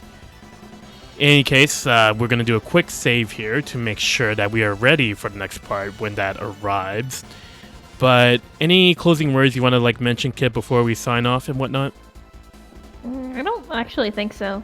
Play Destiny PS1 because you get. Oh yeah, play Destiny PS1 and then play Destiny 2 and then play Destiny Director's Cut. Yes, in that order. Yes. You can play outside of order if you want, but you're not going to get the full experience. As I'm here beating up savages, assassins, and imps, and just as a spoiler alert, be prepared to see these battles a lot, because they're going to happen a lot, because there's going to be a lot of figuring out how to beat this dungeons puzzle in the next part. Figuring out shitty water puzzles. Oh yeah. Oh yeah. Lots and lots of figuring out here. This actually has one of my favorite songs in the game, I believe. Oh, is it also the same in DC? I think so. Okay.